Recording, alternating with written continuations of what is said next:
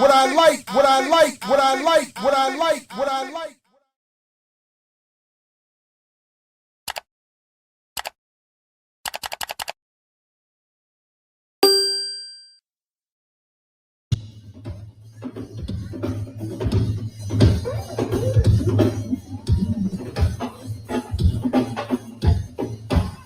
All right, welcome. Come on in, everybody.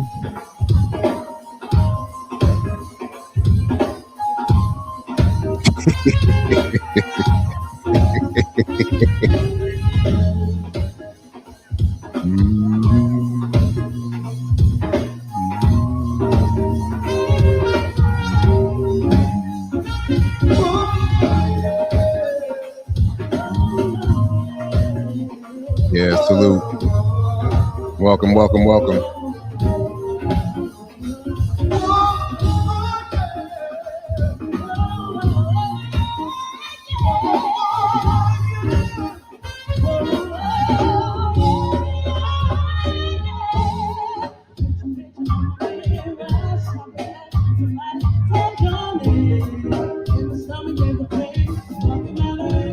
Go the other way.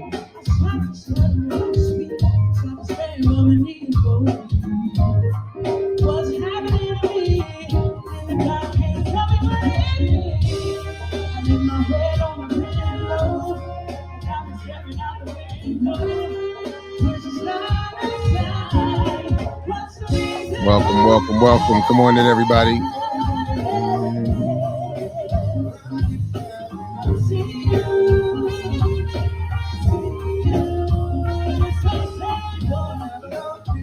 Big bro back in the building. Classy crank, exactly. Peace, Leah.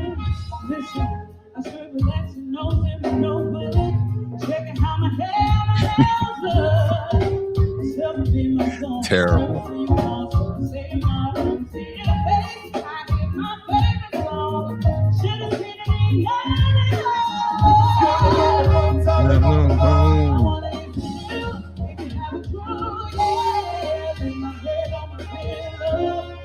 Got me staring out the window.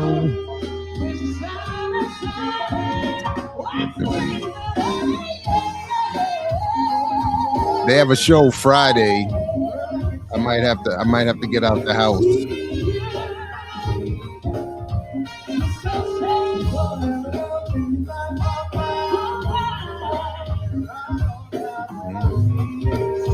Oh man, Sugar Bear's birthday party coming up too.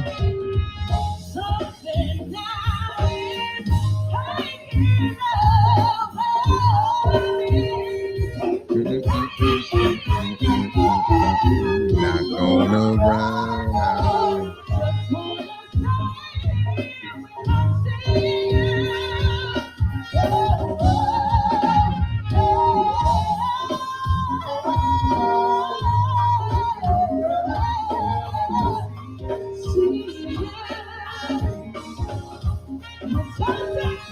Never know when you might walk by.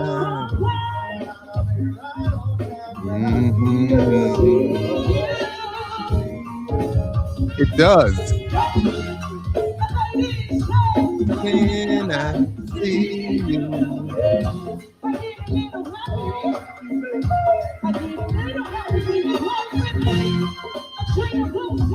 When I see you.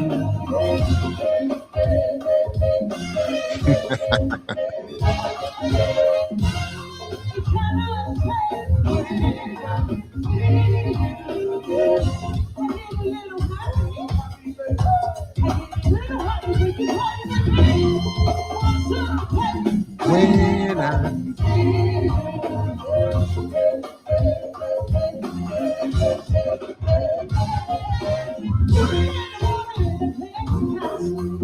So I just want you, this is, of course, a Rare Essence classic that Jay-Z stole.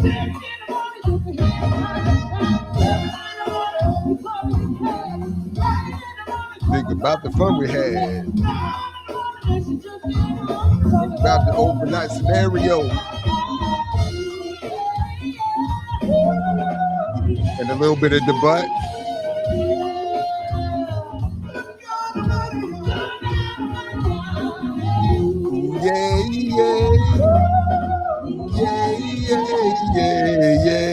on.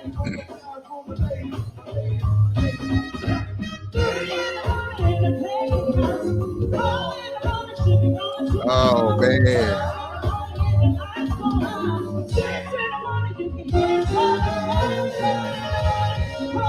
They just go, it's just too much crank.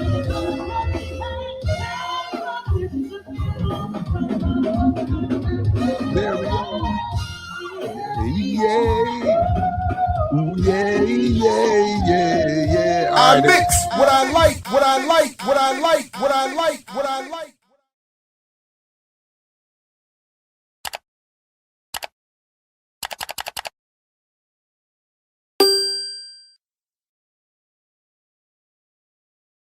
I could go on. I could let that rock all day. I was listening to it all last night, all this morning, DC Vibe Band. And just before I bring my special guests up, I did just want to show you all. I keep being asked about it, and I'll put the link in the show description. But oh, now oh, there it is. And you can be kept up with them. And they have some shows coming up. Friday night, House of Soul, Lanham, Maryland. And then Saturday, Sugar Bear from Experience Unlimited, the legend himself. I'm expecting, I would hope that's Juju on the drums. I don't know. So, you know, there's, obviously this is just their band, but a way to keep up with the latest from DC Vibe, and I might have to get out the house for woo. Yeah, they're cranking Friday, Geechee. What's up, Geechee and Renee in the building, joining me for this discussion of loving. Yo.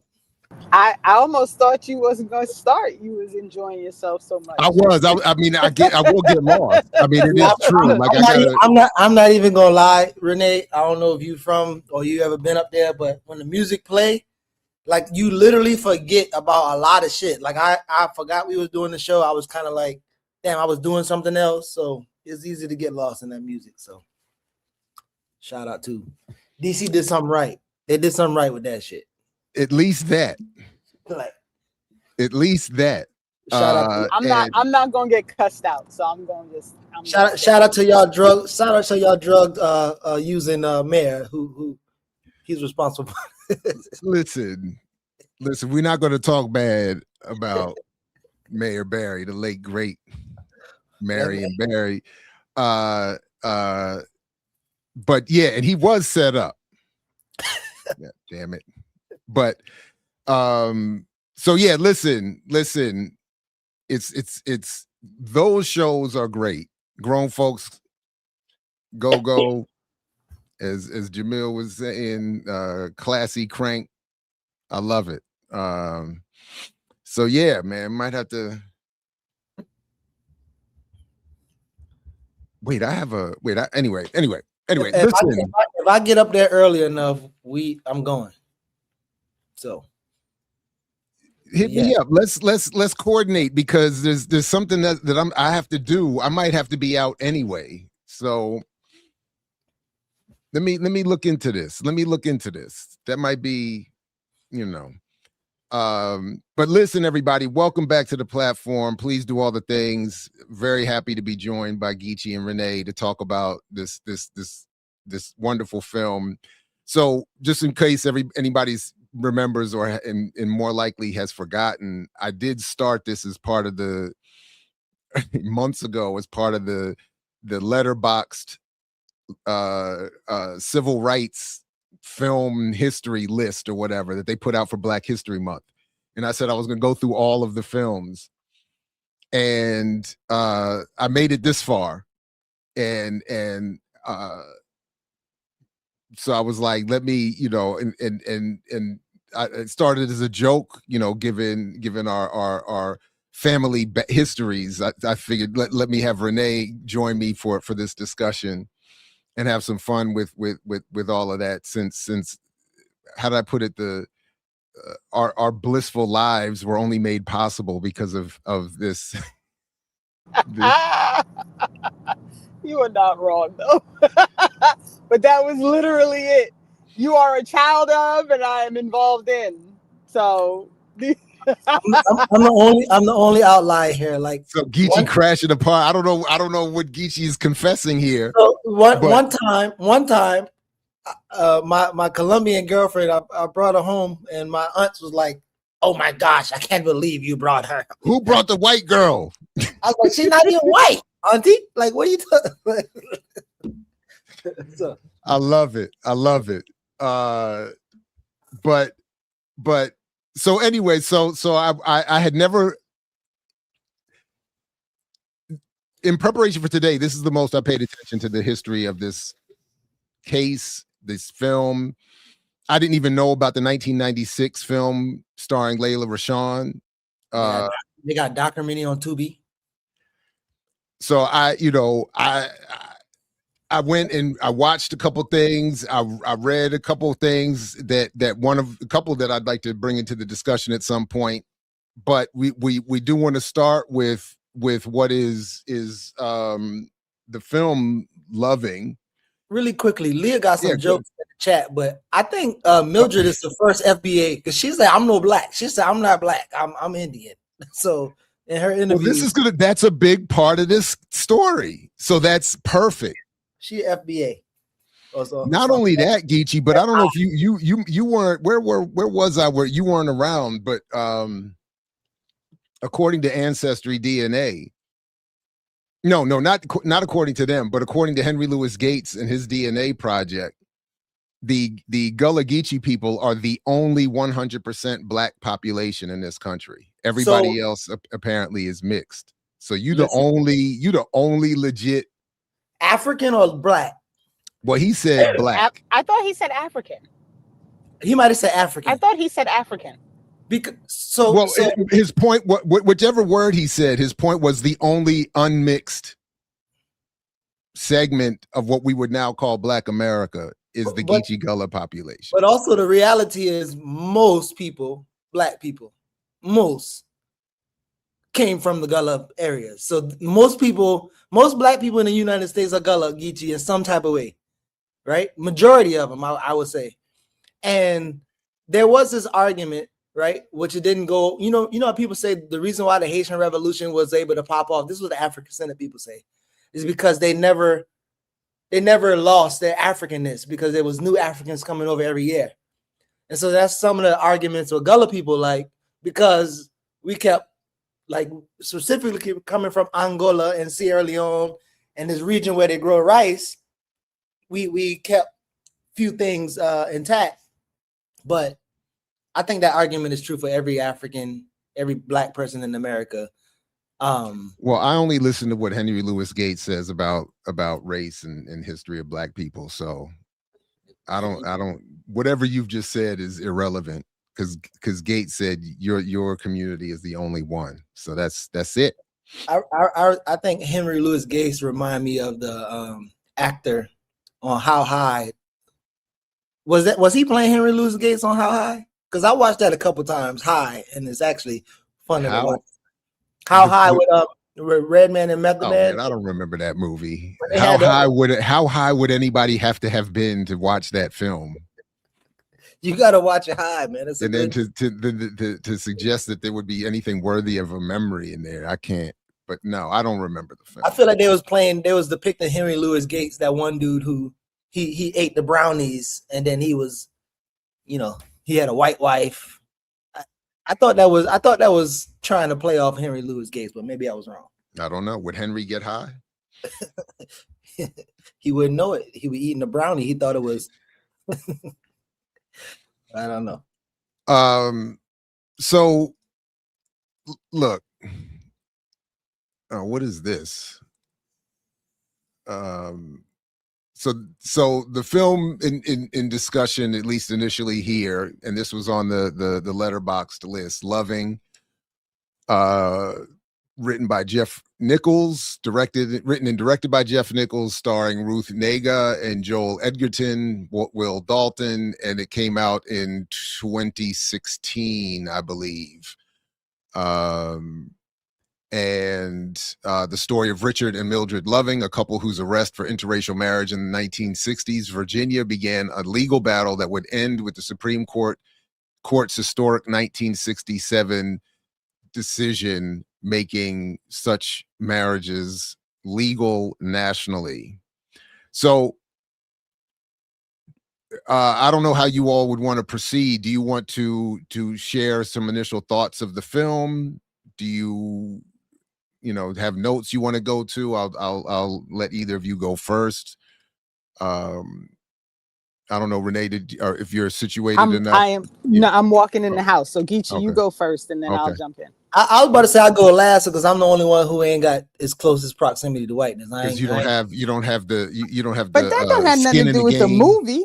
I ain't getting no. I might not be an expert, but no. So I think initially, I watched it. I tried to watch it within the span of a few days, and I end up doing more research, kind of like you, because again, I didn't know that the land that he gave to his wife after the build a house was given because his dad used to work for one of the richest black landowners as a laborer.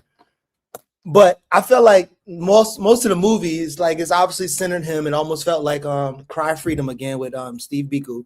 With the whole movie is about the white boy, and he all looking unsure and weird.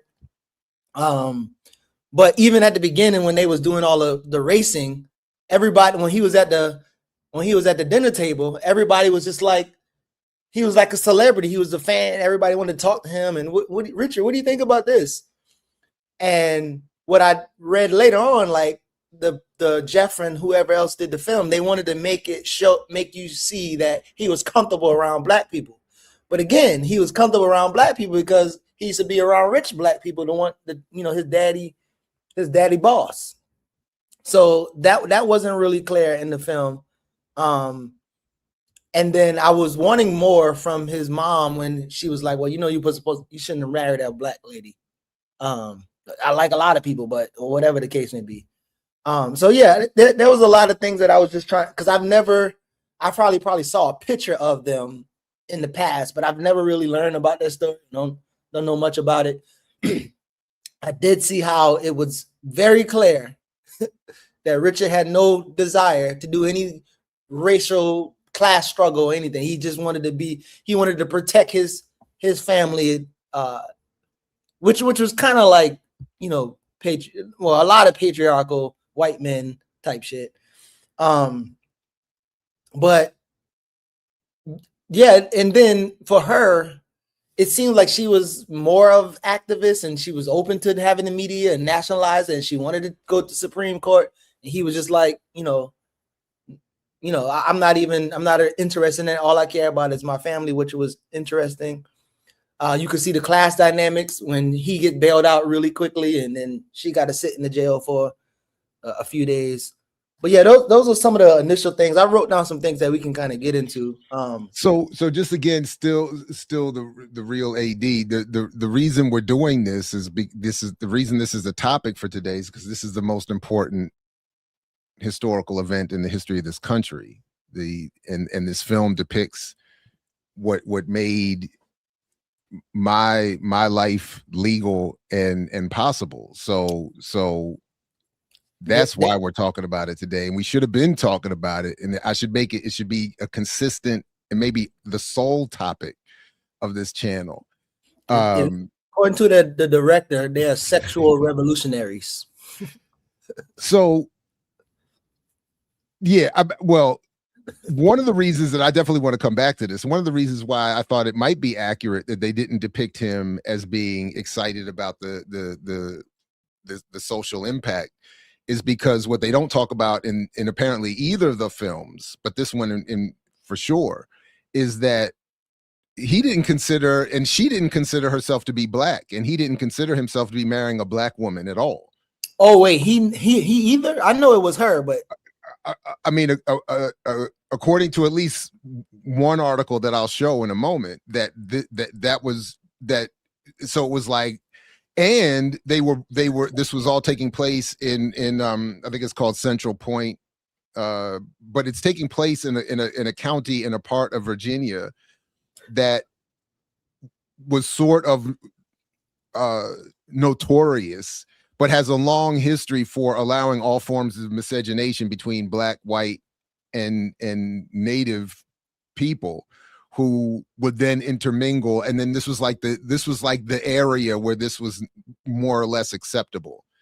So in a sense, it would have been, I didn't know the part you were talking about, but in a sense, it would have made sense for him to be depicted as being comfortable with black and indigenous or mixed communities, because that's the region that they were all in, apparently, that had this long history. And it was kind of like, if you all just stick to this part of the state, you can kind of get away with it. And as they do point out in one of the films, I can't remember which now, that I think in the older one, that if you don't actually marry anybody, you can kind of be left alone.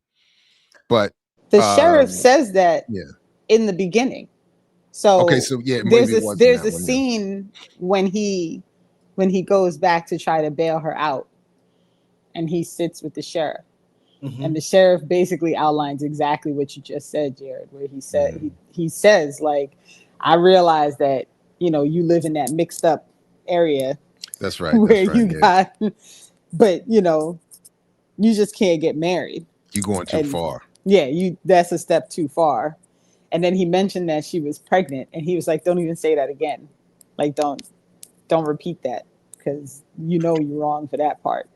So this is indeed all laid out as part, like, if you catch it, it's such a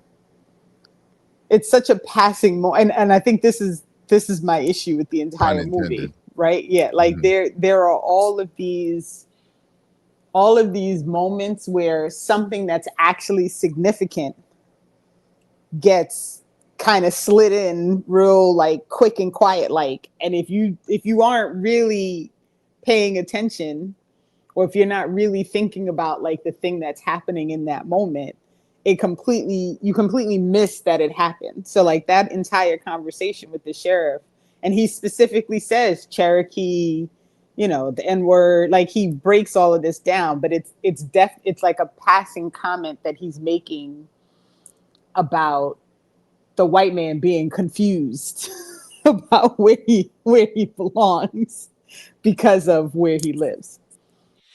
Yeah, no, they did make him seem like, and I don't know, but they make him seem like a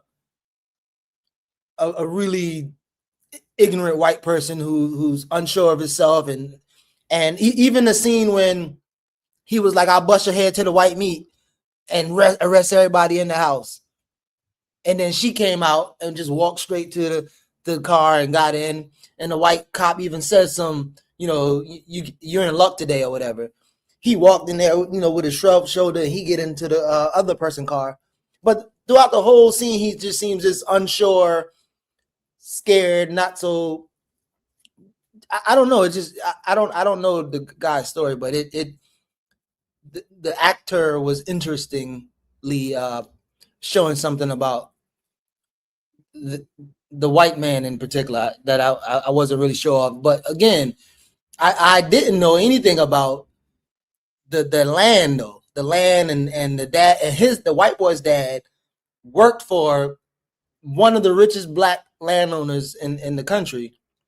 Like, I didn't understand that part, and I also didn't catch what you caught, Renee, on that scene when the sheriff was kind of telling them stuff. So that's pretty interesting. Yeah, he does that breakdown. It is kind of quickly done, because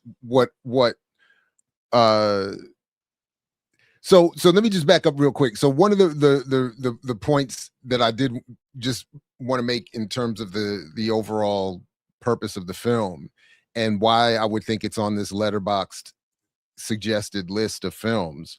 One, probably because, again, from the perspective of a liberal media film, whatever, who aren't going to know much of these histories or not know them well and want to depict a certain preferred narrative about these histories, any film that purports to talk about anything related to civil rights is likely to make this list, especially any film like this that is one of the notes I made here is wants to dangerously narrow the scope of the civil rights and Black liberation struggle. So if you watch this film uncritically, it's meant to usher you into the post-racial society. Well, not only that, but to depict the history of this struggle as something exclusive to liberal integrationist aspiration, appealing to the ultimately good legal system of the United States, hence the Supreme Court ruling and the appearance of the two lawyers, civil rights lawyers. And then I think even in the way the Richard is depicted, both of them for that matter, it's almost meant to convey this idea that, I don't know, kind of like anybody, like regular people were in this and they didn't really want much. They didn't really want much change in society. And once they were allowed to marry and be left alone legally, everything was basically good until, of course, he's killed by a drunk driver 7 years after the And she was in the car too, and she went blind afterwards. Right. And then as we're meant to, and then as of course we're told at the end of the film, or one of the articles I read, I think it's at the end of the film, that she was grateful to have lived long enough to see Obama become president and was a great supporter of him. Mm-hmm. She died and was saying that basically her life struggle and the Loving case is, like paved the way for Obama's presidency type of thing. As if like, that's to me how I felt it was being conveyed, that when it was, the text at the end of the film saying she was happy that something to that effect. At least that's how I felt, that we're meant to see Obama's presidency as the culmination of the civil rights struggle and of the Loving case, and all of the other issues around the actual condition of the Black community. Because I've always, and I think one of the reasons why I've never been interested in this particular history is that why would we want the condition of the Black community to be erased, ignored, diminished in favor of, before we get to the complexity of it, the claim of one Black woman being able to marry a white man? Or why would, or even why is the legality of this so important when so many other things that are being struggled for are left unmet or undealt with? So it was flat, right? So, oh, my bad, Renee. Sorry about that. So here's something that's interesting. So one of my good friend who grew up like a brother, there's I don't remember the race. One of the tracks, like we always go to the track and we race, and there be cars, people race dirt bikes, people get on their foot and race. Like and in Moss Corner, like there's in the surrounding areas, there's like a bunch of like people who just passionate about racing, right? And sometimes they like literally act like race is not race, like the car racing, but they act like race is not a thing. Like, and throughout the whole film, it's like I especially it started out with them racing. Like they had a race car, and supposedly he and a Black dude own the vehicle. But if you look at the scene, it's almost like the Black dude was the more expert, right? And no, I don't see it. I thought what they were doing. He was the wide receiver, and the white boy is the quarterback. Well, so this is how, in terms of fixing the car, because I remember the time when he came home and he was like, he said something to his mama, and they're like, "Oh, they out back," and he went there, and the black man working on the car, and he's like, "Go handle this." He's always like he's the assistant to his mom when she's doing the birth stuff, and he's assistant to the mechanic who knows how to tweak the car or whatever. But I thought he was being credited, and that's why he was seen as such a superstar, and that's why at the dinner table he's humble, but he's letting everybody. My car wins all the time because I'm the one that makes the car fast. The black man will drive it because he's the athlete. Gotcha. Yeah. That's why I saw him. And you're right, because they were talking about the difference between was it Buick and Ford or whatever two car companies, and he was like, it's about who builds it, how it's built. He was very, very clear that it's not the car, it's me. It's not the car, it's not the driver, it is the person who puts the car together. That is what makes the car fast. So do you feel like one of the, because I'm mixing up with the black race characters, was the one who's driving the car, the jockey, he's the same person who's working under the hood when he walks into the backyard? Is that the same person? I don't know. I think you first of all, you trying to give too much attention and humanity to people that are not meant to have any. So like he was fixing the car, like he was directing the white boy. He's like, get this, go into the hood, grab this. Like, I don't remember if that was the one who was driving either though. So I think he was, and he was also the one that was giving him grief at when they're having beers at the club, at the bar. Yeah, when he was like married. Yeah, now you're black. You're black now, which that was a weak ass scene. That was a weak ass scene. But I mean, no, you know. All right, so all right, some of the notes. Go ahead. Quick. Somebody's worried because I'm quiet. I was in transport, and Ear Doctor has been in the habit of making fun of me when I'm in my car and on the phone because he says it's mad loud in my car. I'm home now, but I'm just trying. It's quiet now, but I'm trying because I'm noting people in the chat like, why is this so like? Why are we talking about this? And then it's just a movie, and first of all, like, if you don't know who we are, fair enough. Like, but this is what we do. So like, if this conversation is annoying for you, like, it's YouTube. You could really just go watch something else. It's not that serious. That said, but I already said, like, this is part of a response series to the Letterboxd civil. So I get, and we've already acknowledged the silliness out the gate, but so. Yeah, but yeah, go ahead. But also, I think. Wait. Let's get real clear. If you have an Apple device, the X is to the left. I think Android and other things, your X is to the right. So you could just, if you see the little thing, it's like a red thing. It has an X on it. You click that, and then you'll be gone. Why do we talk about anything? Exactly. Right. Exactly. So really though, like I think. So the thing about this movie, and I actually started to rewatch it, and I got like maybe an hour and change through, and I was like, I don't want to watch this no more. And I was like, I don't even like, how did we like, why did I watch this to begin with the first time? Because it was a long time ago when I watched it. And I'm fairly certain that I watched it because I am also I'm married to a white person, as I think most people are aware of if they've paid any attention to anything that I talk about. But this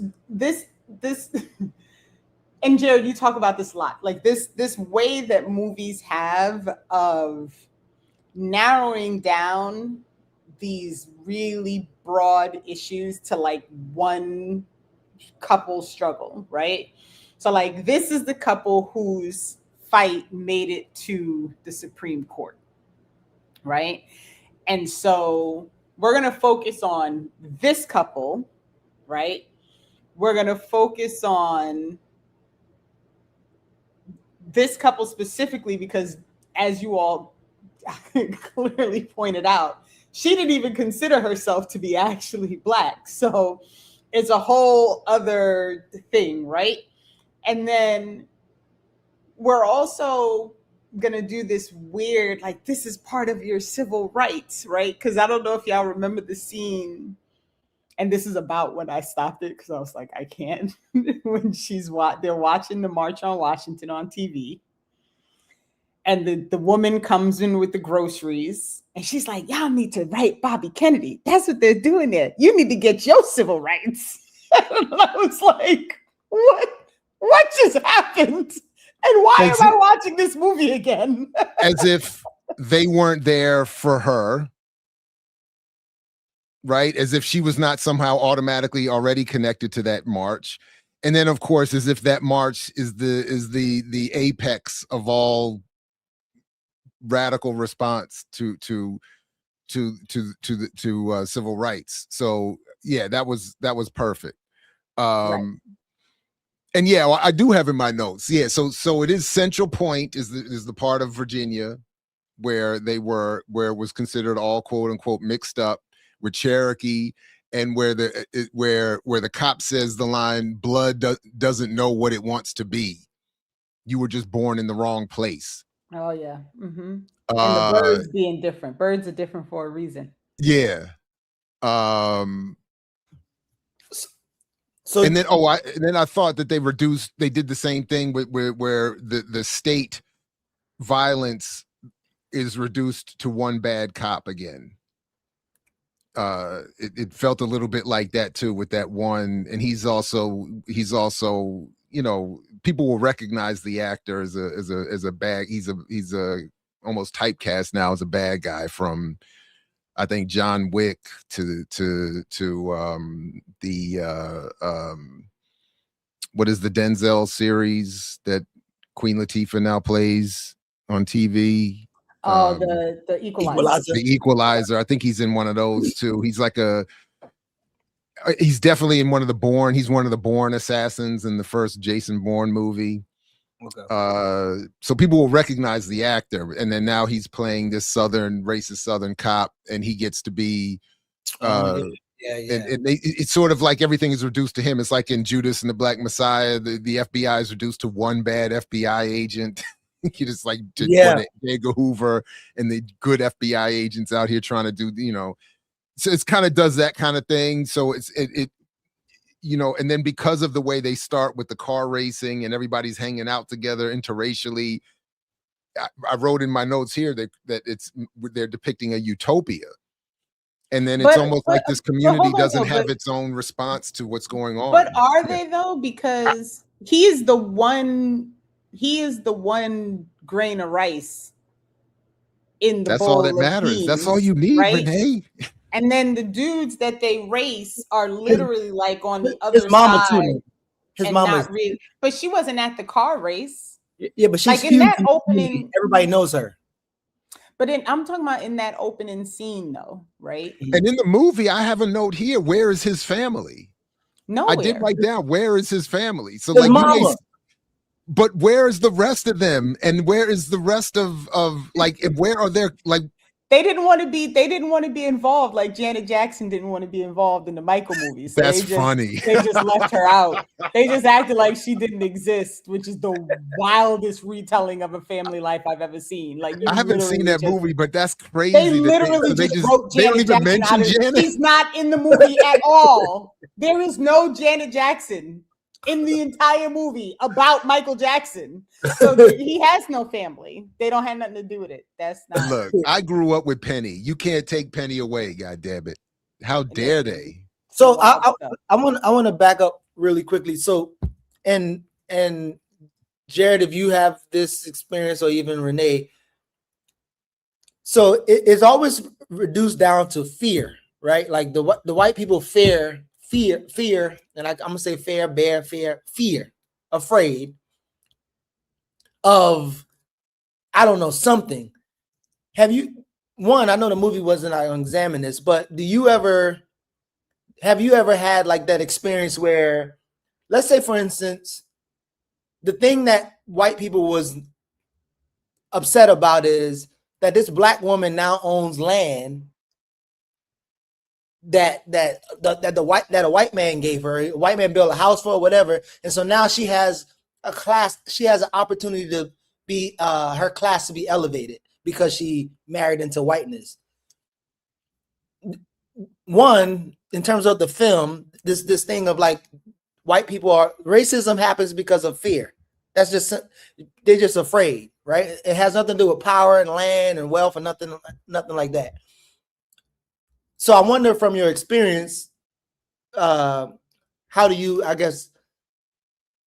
explain the like racism is much more than like white people being afraid of black people? Because that's how black people sometimes say, like, oh, they're afraid. Like even Frances Cress Wilson, when she says penis envy and stuff like that. I'm just curious how y'all experienced personally, but then maybe if you saw the film, only focus on white people just being afraid. But you saw like the white police, he knew he had power. That's why he said, I'll bust your head to the white meat and arrest everybody in there. Like that nigga wasn't afraid of nobody over there. So I'm curious how y'all saw and experienced that. Racism, fear, land. I mean, this is tricky. So I do actually think there's a part of racism that is rooted in fear, right? But I think it's more of what is going to happen to me if these people that I've been shitty to for centuries have the ability to do something back, have the ability to fight, have the ability to change laws, have the ability, you know what I mean? There's also a fear of like your loss of being the thing, right? Like what's that word? Like people see reducing my oppression as a loss to their, there's like a phrasing about this where, go ahead, Naz is about to set me up. Zero sum game. No, that zero sum is part of it, but there's actually like this thing that people talk about with regard to y'all. I just really lost my words. I feel like Jared right now. I just lost my words. But that feeling like they're not going to be able to enjoy life if someone else is actually able to enjoy life, right? So like my being able to own land is going to have some bearing on your ability to have land. It has nothing to do with each other. But there is something I think that is inherent in people who feel like they are the only people who have the right to a thing, right?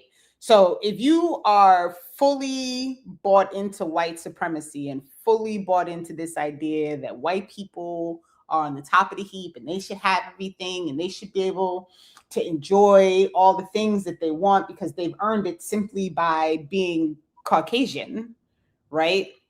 There is this idea that somehow other people also being able to just do the same stuff somehow like downgrades them, right? Somehow depletes like their ability to do like, and it like it literally has nothing to do with that. But I think that is what they're fearful of. I think they're fearful of not being on the top of the heap. Am I making sense? Yeah. So Jared, I'm curious your thoughts. So I always talk about Amos Wilson's when he talked about the Horatio Alger myth and how a lot of these poor working class white people, as well as black people, believe like you would have to protect the social order of capitalism because one day you're gonna be the capitalist and they're gonna come take your shit from you. But also all of the majority of the race riots happen between white workers and black workers, and then there's a white capitalist at the top. And so the fear, I'm trying to figure out. We sure as hell not talking about the fear of the capitalist person. Like that person is that person fear might be the workers might uprise, right? But the white working class fear is, yeah, like if you give these niggas some land too, then we ain't gonna get the thing that you promised us. So I'm curious, Jared, how you seeing it from? Because it's two different people being just two different type of white people being addressed. It's obvious that this white boy don't got no money, like he got more money than the black lady or the Indian lady, whoever she want to be. But he's not like with the ownership class. In fact, he come from a family who was working for a black man. So like, yeah, I'm curious how you see it, Jared. So in one of the articles I read, he was described as like every other redneck, except for the fact that he grew up in this mixed community and fell in love with this woman. So in some ways, I could see the broader white community looking down on him even before he marries Mildred, because he's a redneck who was so broke that his white family had to work for a black man. Like, I don't know, but I could see that playing out. If you're asking about my own personal experience, I don't know. Mine is very particular in that not only the particular mixture, but as I've often joked, my father he married, my joke was that he married the last broke Jew. So anyway, without getting too personal, I didn't have any relationship really with much of either side of the family. So I don't really know beyond some stories what my mother's experience was like vis-a-vis the rest of her family in the white community or the Jewish community. There was no exchange. So I really don't know. My assumption was and is you mean your family was not like evidence that black people and Jewish people were working together towards all of our collective freedom? No. And no, not at all. But outside, except for my mother and to an extent her sister and one of her brothers being an exception to that rule, given that they did those three actually did a significant amount in civil rights work and labor work, and in that way those three might have upheld that mythology of Jews and black people working. But beyond that, there was, and even within that, there was no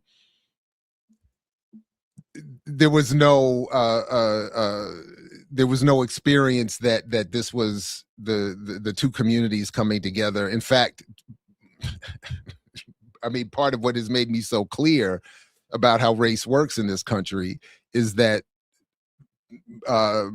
my experience and my parents' relationship was not evidence of some grand unifying, so on. And so it was not indicative of, but it was also not something that where I could answer Geechee's question by saying, this is what I saw happen in terms of my family. Now, in terms of the broader white world, I think there's a number of things going on, some of which is described in one of the articles that I read for this, that was talking about what I think happens more broadly, but where this article says, quote, Virginia was obsessed with eugenics going back to the 17th century. And from that perspective, if the constant concern is defining a certain purity of whiteness and working back from that, even within European communities, to say Irish, Catholic, Jews, Eastern Europeans, all, new money, y'all are not really that white. Like, so if you want whiteness, you must continuously distance yourself from the mulattoes, the Indians, and definitely them full-blooded Negroes. You must not. And then out of that comes this whole thing of that's all they have. So even if it means voting against their interests or working against their interests or not having a class or whatever, they just adopt it and accept it. you know, and anyway, yeah, now I'm just rambling. But I think it starts with that kind of thing where a ruling elite is saying we need to self-identify, we need to distance ourselves, create concepts and explanations that justify us having everything and you having nothing, and it just descends from some form of something like that. But you know, the foundation being, obviously, then, you know, everything is based on, even in this article here, and I don't know if you wanted to follow up, but one of that I found very interesting was that, well, just that so much of it is about maintaining some idea of racial purity that is entirely fake. It is a kind of even a funny scene about that, but that I'll come back to. But let me just stop and let you. No, I appreciate that. I think even as we started talking, and then as I was like trying to, so for instance, like when I was bringing up about my brother who does racing, like many a times that something could have happened that night, like because there's all money involved. Like we betting on money, and those redneck white boys who got that vehicle that we racing against, and we beat them. Some shit can go off, and then it become a national story, and then the conversation is going, like, who you interview going to tell who's what. Even with the Carmelo situation, Carmelo Anthony, I feel like it's been a conscious effort for his dad to make sure everybody know that has nothing to do with race. Like anytime, like in fact, his dad don't want any of the right-wing conservatives to take over his sons and say, you know what I mean? It's like he's been, anytime and I'm not watching all of it, but anytime I've seen something where the white KKK-ish conservative folks start talking about Metcalf, the dad comes in and be like, no, like none of that shit ain't happening. Like, so something. You talking about the father of the white victim? Yeah, the white boy who said that Carmelo wasn't raised right. Yeah, like and so he will say stuff like that, but he also will. It's almost like he's intentionally trying to keep a neutral position. So he don't want the Trumpsters, the MAGA people, to say that his son was that. Like he wanted his son to be race neutral. Again, I might be misreading it, but that's I mean, I can understand that as a legal strategy, but I wouldn't believe that for a second. Make sure that he better hope nobody like me is on that jury, because I'll never believe that. And I might not admit it initially. I might sit up in there and be like, oh hell, absolutely. It was race neutral. Race had nothing to do with it. Get me on that jury. But do y'all feel like the film correctly disassociate them? Like nobody can walk away from the film and be like, oh, they were civil rights leaders and they was in the movement. Like did the film do at least good job of saying like these people didn't give a fuck about none of that stuff. All they care about is their own little life. I think the film. No, go ahead, Renee. Go ahead. Yeah. I don't know, and I think that's part of my problem with the movie is it almost gives this impression like these individuals changed everything for everybody, and it like misses it misses so much of all the other things that are happening at the same time, right? Because it narrows it down and then it's this whole like, well, these two people were able to see past race and they loved each other so much that they were willing to go to the Supreme Court so they could go back to Virginia. Like, it's just so. So that's interesting. I'm so mad you made me rewatch this damn movie. So this was my first time seeing it, and I thought the film did more than I would have thought initially to make the point that he was not the hero, but she was more willing to tap into that civil rights struggle. It did passively.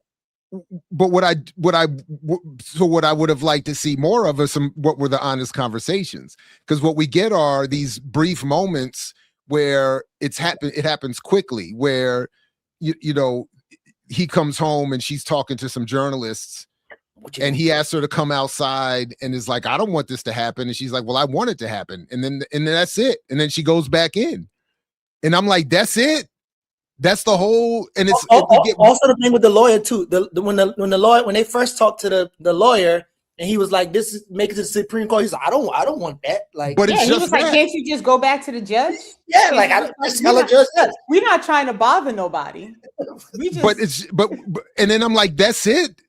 They never had another conversation about it. When the camera is off, there was no. Is that really what we're meant to? So I was like, and by doing that, again, to my initial point, they don't allow for any form of an exploration into other politics. So we see that scene where they see the March on Washington. Are you saying then that in the state of Virginia, you've seen nothing else happening?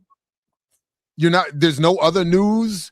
There's nothing else happening that would make you think that you would want to or that would inspire some conversation between the two, like. But there was some conversation, and I'm curious with Renee. And I know men and women and other people shouldn't talk about people's pillow talk, but in their pillow talk, she was like, "I always thought that your mother would deliver our baby." He was like, "Okay." And then now he's going to they just risk that. Yeah, we're going to make sure we get you back so that my mother can give you. Yeah. Mm-hmm. Mm-hmm. But I think that's my point, Jared. Like, that's exactly what I'm saying. Like, it narrows it totally. And it may, yes, she wrote the letter. She took the initial phone call. He wasn't down with what the attorney was first talking about, but she was like, no, we're going to go along with it. But it erases all the other factors. Like this. So the sister obviously was not, like, her sister was obviously very unhappy with this whole situation. And the only way you know that is because there's this very split second where when they have to move out of Virginia, she's like, you knew this was going to happen. Yeah. That's it. Like, that's all you get.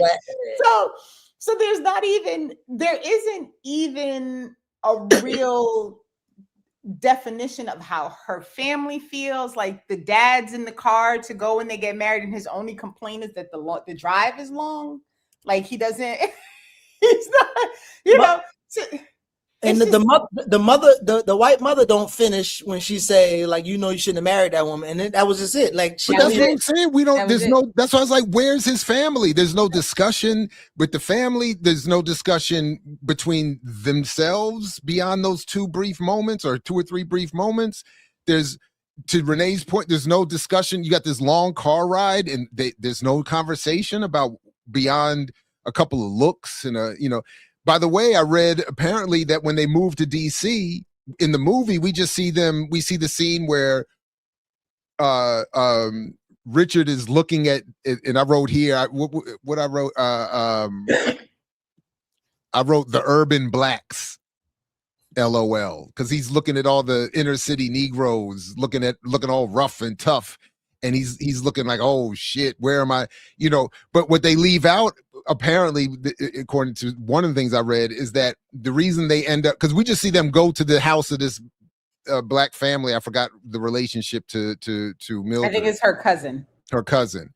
In DC. And she just, we don't see, but what gets left out apparently is that there had been a time where Richard was trying to find a place and nobody in the DC area outside of that black neighborhood that he didn't really want to be in would rent to them because of his black wife. And they kind of leave that part out. And then you just see him looking all shook going, but there was like no conversation about that either. So that's why I'm saying I ended up walking away with, is the movie doing more than it would have intended or wanted to convey his hesitance, his reluctance? Because to me, this is more evidence that however she felt, which is not clearly delineated, I think clearly enough between him, his feelings and hers, but we're left with this idea that again, he's like, I just want this one woman. I don't want all this other. I don't care about the community. I don't care about the politics and movements. I got mine, and that's all I'm interested in. My woman, his possession. Listen, man, I be trying to look at these pictures, and I was just trying to share it, but I'm trying to look at the pictures, and I don't know. I know they made it to national news story, but I don't know. I don't know the locals how they think of Richard and his little fiasco there. But Richard don't look like the one scene that look, the worst scene for me in the film is that scene I mentioned earlier where they're at the bar and the black man and Richard are having this conversation. And the line I wrote down is the brother I think you're talking about that drove the car is saying, he says, he looks at Richard, he says, every nigga in here wish he was you. All you have to do is divorce her. End quote.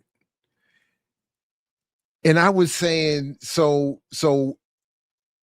not only are we narrowing this whole issue of civil and human rights, but now the black community's representative spokesman is only here to say to this white man that every black man in here is jealous of you. And that if all they had to do was divorce their wife, to be free and live happily, they would long have done it. You know, it's like the suggestion, like, I was just so bothered by, I was like, because not only are we not getting anything about Richard and his family and his we're not getting much about what he thinks. All we're getting, and we're definitely not getting, and all we're getting about the black concern for anything beyond racing is Mildred's every once in a while saying, look, I think it's important that we talk to this reporter. And then we get this statement of, look around, Richard. Don't nobody want this blackness? And if we could get rid of it by simply divorcing these horrific women we're stuck with that you've chosen for some reason, we would have done it already.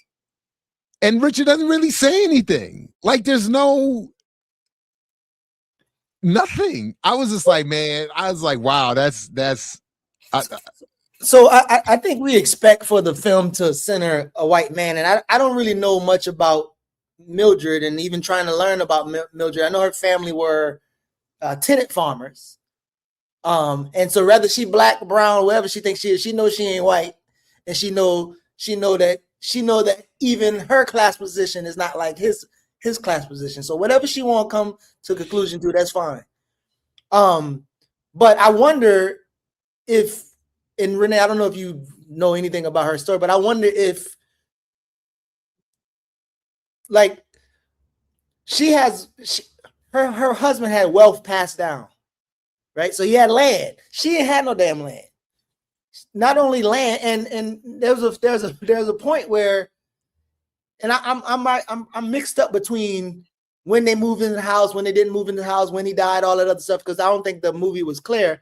But wasn't there a part where they came back and she kind of looked at the land because she was like, he promised me that we would have this house on this land, and that and the scene was like she felt like she wasn't gonna get it, so she like it went straight to the promise, because beforehand Richard told her to pick the piece of the land, and he's like, okay, well, we're gonna build a house here.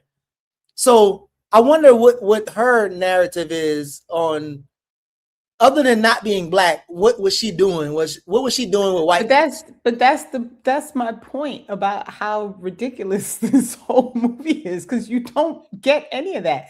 And actually, he took her to the field that he bought, the acre of land, and he was like, we're gonna put the bedroom, we're gonna put the kitchen back here, and we're gonna do this. And he was like, what do you think? And she was like, about this field that I grew up down the road from? Like, what are you talking about? And he was like, I bought it. I bought the whole acre. And so he actually didn't ask her anything. He didn't get her like pride, because he did all of that even before he proposed to her. Like that, he proposed, I mean, according to the movie, at least, he proposed to her after he had already made all of these decisions and decided where to, and then you see him like drafting what the house is going to look like actually drafting plans. Right now he's a construction worker, right? He's a bricklayer, to my understanding, but he has the capacity of an architect because he's able to draft architectural plans. Right?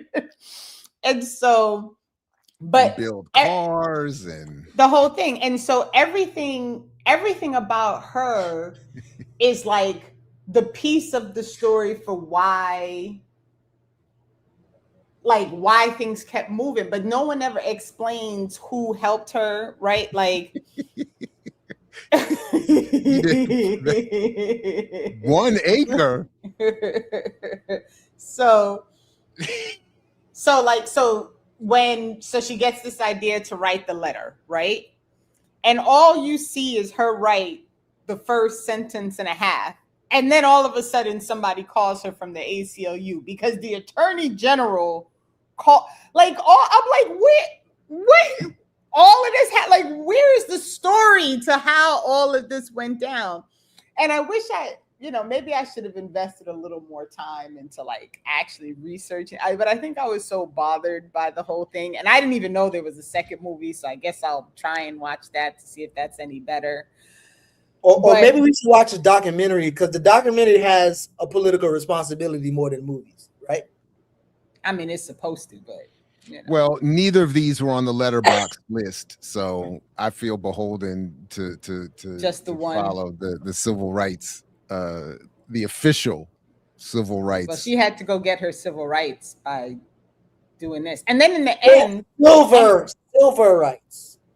Oh Lord, silver rights. Stop. Yeah. So, but the other thing that I'm remembering too is wasn't part of her whole thing with having to go back to Virginia because the son got hit by a car. It wasn't even really. Yeah, because it was too busy in DC, and she wanted to get out of the city. Man, so and that scene is traumatizing, because I'm like, did the boy die? And then it come to fact, oh, he okay. He just like, because the scene. Yeah, you just see him get hit, and then you just see the other kid running home. Yeah, right. Right. Oh, by the way, I don't want to right, and she doesn't want to. She doesn't want to stay. Your child got hit by a car, by the way, baby. Like, that shit was weird to me. So even that, then you have to question, like, was it really about trying to make sure that they had the ability to, marry whoever they want, or was it because there was no way for them to move back to Virginia if they didn't fight this case in some way, and she really just didn't want to live in DC anymore? So we don't know that either. Jared just mad because they was shitting on his city. I think that's why Jared mad. Like, they was like, DC ain't it. I'd rather go back down there because these niggas is whack up there.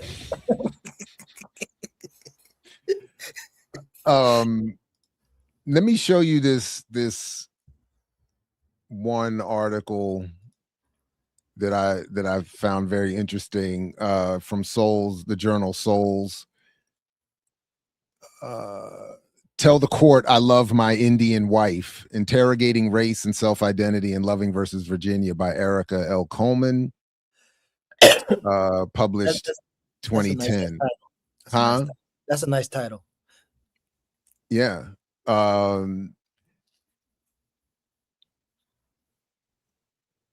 thought so. It starts with this quote from Jack Forbes: "Writers are always finding blacks, and they're always losing Indians." And that,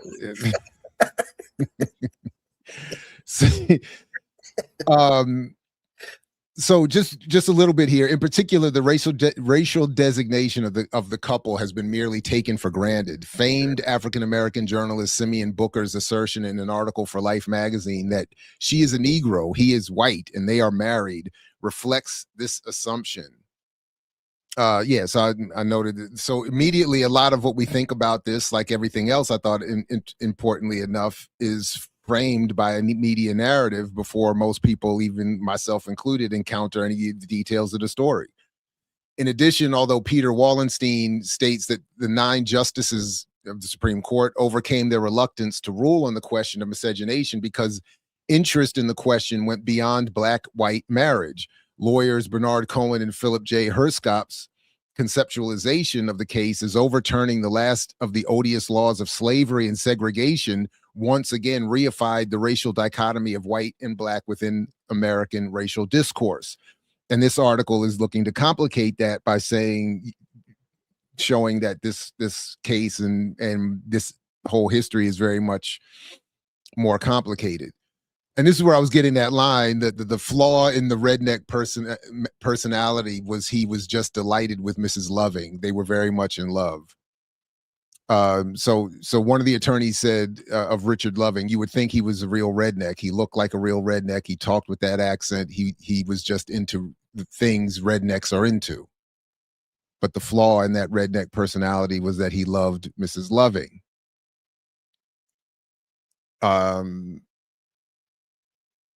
Let's see.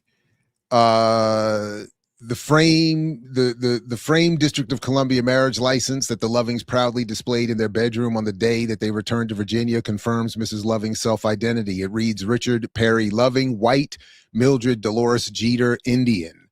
Richard Loving was not defending the honor of a black woman, for in his mind, he had not married a black woman, but an Indian woman.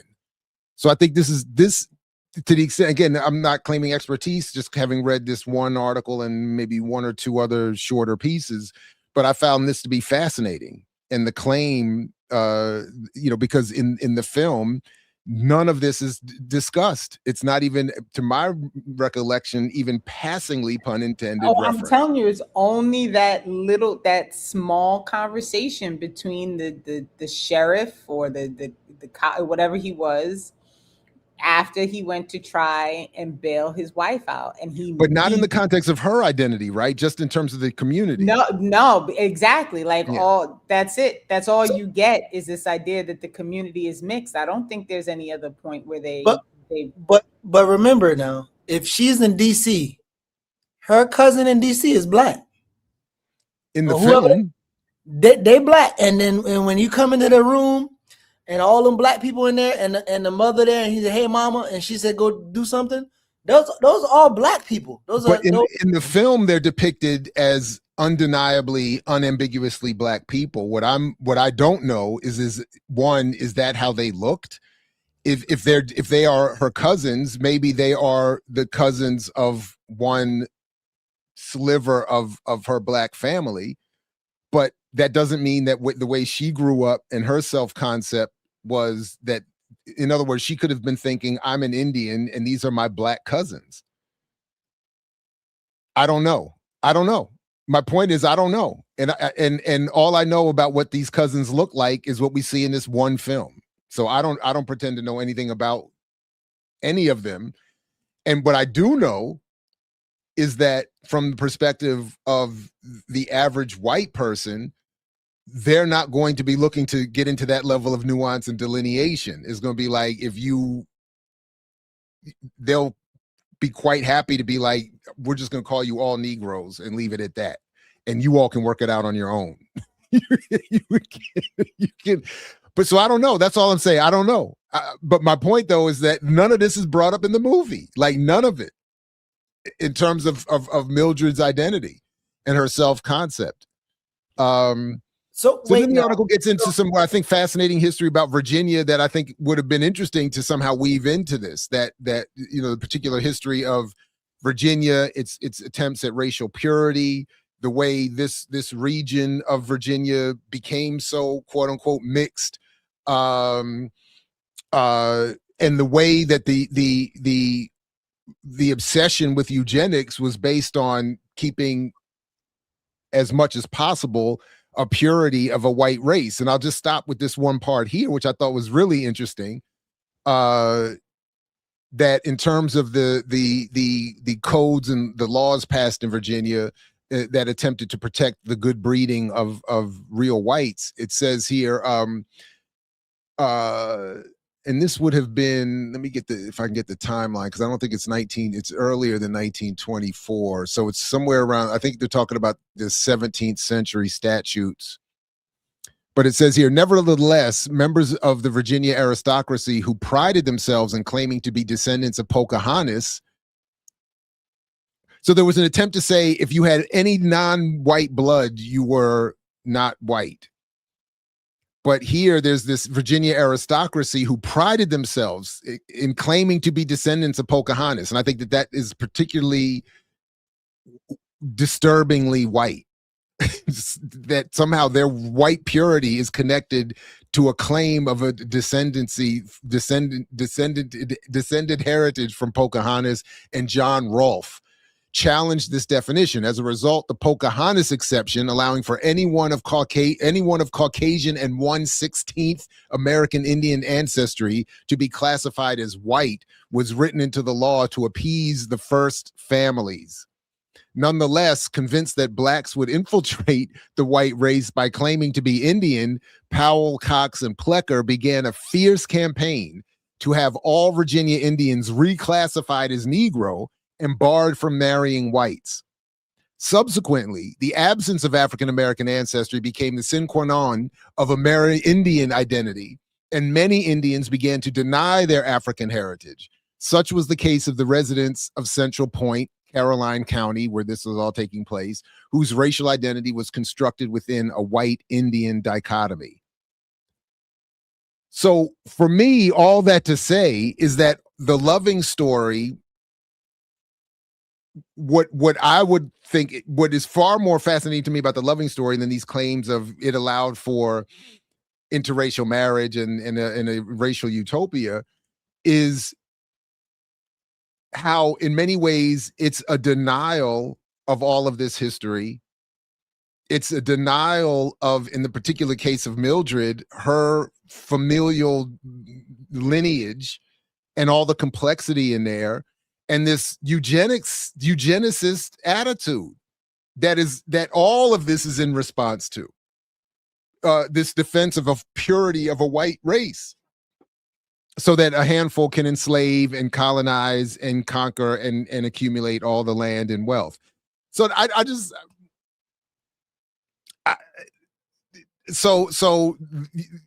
yeah, the movie, I just caught this comment.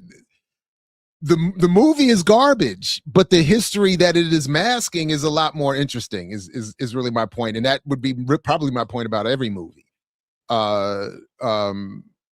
But I just thought that was fascinating. We get none of it in the film, and then this rebranding of it, particularly with the undiscussed. And I was like, so you're gonna bring in the Jewish civil rights lawyers, and we're not going to talk about that either. So like another unspoken aspect of all this is that here come the heroic Jew lawyers, stereotypically, to come and save the day. And again, but no discussion of it. Like, to my point about, my little series on Jews in our lack of analysis is like, why are Jews in this position in the first place? Why would they have been the likely ones to be playing this role? But anyway, all of that is ignored in favor of creating this narrative that, hey, we got this case, we got this thing, and now aren't all of you just lucky? And you're all, congratulations. Yeah. So apparently, if it ever comes out, we have to do a review crew for Uncle Nearest story, because Fawn says that there's going to be a movie, and it was going to be a movie before the liquor came out. And in the interview, she said when she looked at Uncle Nearest, or the son of Nearest Green, next to Jack Daniels, it was never an intent of erasure, but it was allyship. She said that the story was allyship. So how it relates back to this story, I don't know I don't know who the Jeffrey Nichols is. I don't know who the boy is. I don't know none of these producers, but I do know they will argue like, all we did was pick up a history and we just tried to tell the history. And Jared, you hear this argument all the time. us telling it this way is better than us not telling it at all. Is normally the argument. Like somebody gonna learn and go do their own research or whatever. The fact that we even made it, that we named it, the fact that we named it is good enough for the historical record. And no, and they know it's a lie. Very few people will do even what little I've done after seeing a film. That and I would love to actually find research or conduct research to put some data behind this, but like I would love the next time they put out a film that's supposed to depict, like what is this film that's coming out with Mark Wahlberg as a Italian mafia dude who goes around with the black cop, or what is it? It's a black buddy. It's supposed to be a true story about a black cop, or there's some movie coming out that's supposed to be depicting. Oh man, what is this new movie coming out? New movie, mobster, civil rights. By any means, it's coming out it's coming out it's coming out in September. So maybe I'll make this. I think it's coming out right before my birthday. So maybe I should make this a birthday thing. By any means. A notorious mafia hitman and a young black FBI agent team up to investigate the murders of the civil rights leaders killed in Mississippi in 1966. So we're going to get a buddy cop film where the white mobster is the hero solving the civil rights. But why do they do this? I kept seeing that, but I didn't. Why do they do this? Like, why is that? Why are you even making that movie? Why? My humble opinion is that I honestly think these films are constantly greenlit, either consciously or not, because of what this film, Loving, and other films like it are meant to do. Because there is a desire to rebrand and retell the history that they know a lot of people are going to either be encouraged to learn something about, or will have some general interest in, or as future generations come into their own clarity around a need to politically struggle, that these will be the ways and the methods and the accepted frames that they'll put to that struggle. That's honestly why I think they do it. So how many ways can we retell one centering 2 of 3 white civil rights workers killed? How can we recenter that story again? And then tell it in a way that recenters them without raising specific criticism or radical criticism of all of that. It's the ghosts of Mississippi again, where the civil rights struggle is told through the good FBI agents. It's I Spy. It's Bill Cosby playing the FBI agent on TV. All of that, I think, and then that's what George Jackson said of that. How are you going to play a black FBI agent at a time where they're destroying our struggle? That's what I think they're doing it for. I mean, we talked about Equalizer, and I sat there and watched through it, but it started out with like Green Book. It started out with. Go ahead. I'm gonna bring some. Go ahead. No, it started out with negative thoughts of any group, any country who have successfully has fought off U.S. imperialism. And every time Queen Latifah, in any mention of it, one is to make people think police they're good, but it's the the Red Scares, the negative ideas of socialism, communism, all that is like deeply baked into this movie or this series.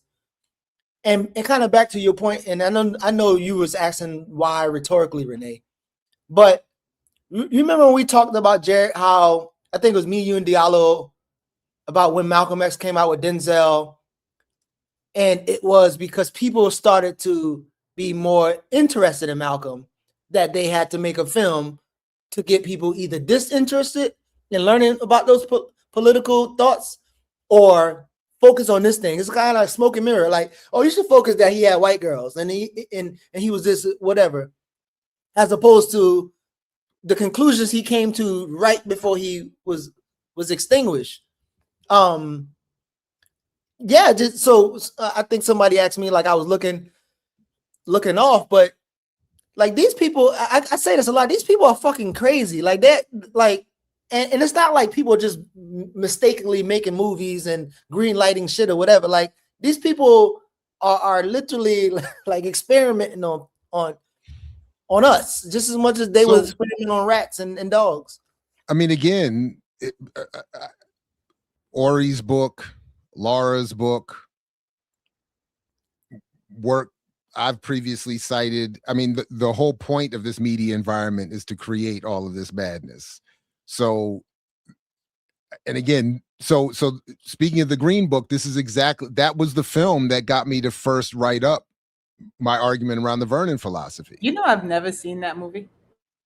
Intentionally. It was so bad. And it was when I learned what little I learned about it, where Mahershala Ali has apologized to the family of Don Shirley, the musician he portrays in the new film Green Book. Shirley's family, who were apparently left as unknown, who were apparently left as unknown to the filmmaker actors because they're not mentioned in the film, as was the reality of this man's life, have said the film falsely depicts their relative by misrepresenting his pride in and awareness of his lack of friendship with Tony Lip Valanga and disrespects his stated request while alive that no such film be made. So, and part of the point that I end up making is that whatever we think of Mahershala Ali, who's a cautionary tale for culture workers. But this is but for probably many other reasons you can get to, but for this one for sure, because he's saying, I'm invited to do this role. It's pitched to me as a Black Pride film.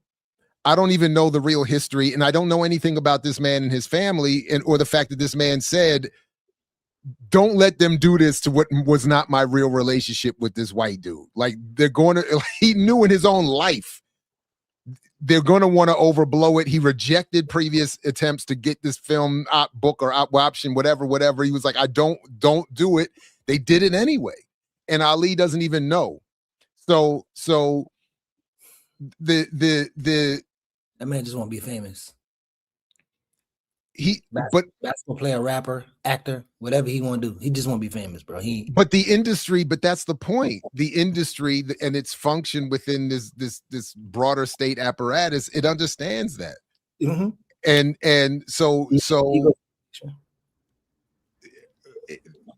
all you have to do is pitch it as first of all a job and a check, but then you're going to be doing something for the community and Black history, and it's like yeah.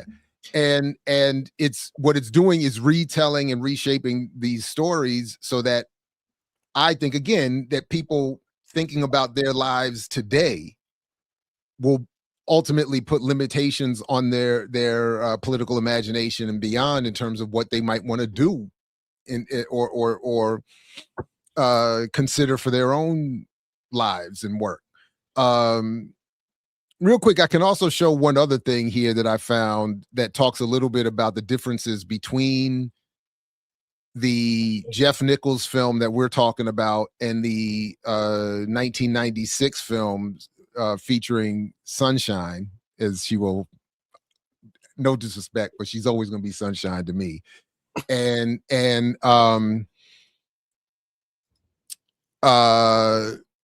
So it's Jeff Nichols loving an airbrushed portrait of the interracial couple whose struggle changed history. So I don't know about all that, but just one, and I didn't catch this.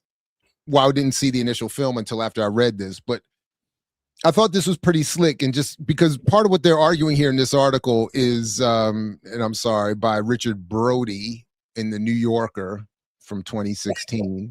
Mother times 3. Because the New Yorker really your mother times 3 stop. Right. That's funny. Wait, what did you say? Dre says Your Mother's Times 3, starring Mahershala Ali. Oh. Oh, that's the other movie. That's right. Wait, no, that's a real movie? Yes. Your Mother, Your Mother, Your Mother. Yes, it's a real movie. Oh, I thought That's about to come out. I thought he was making a No. joke of how offensive of a No, Mahershala Ali is. no, it's actually a movie. It's actually a movie, and I think it's about.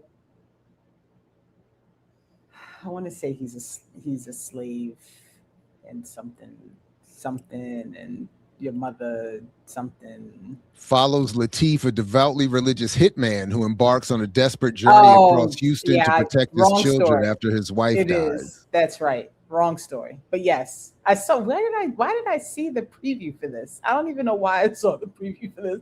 And I was like, what are they doing? What is happening right now?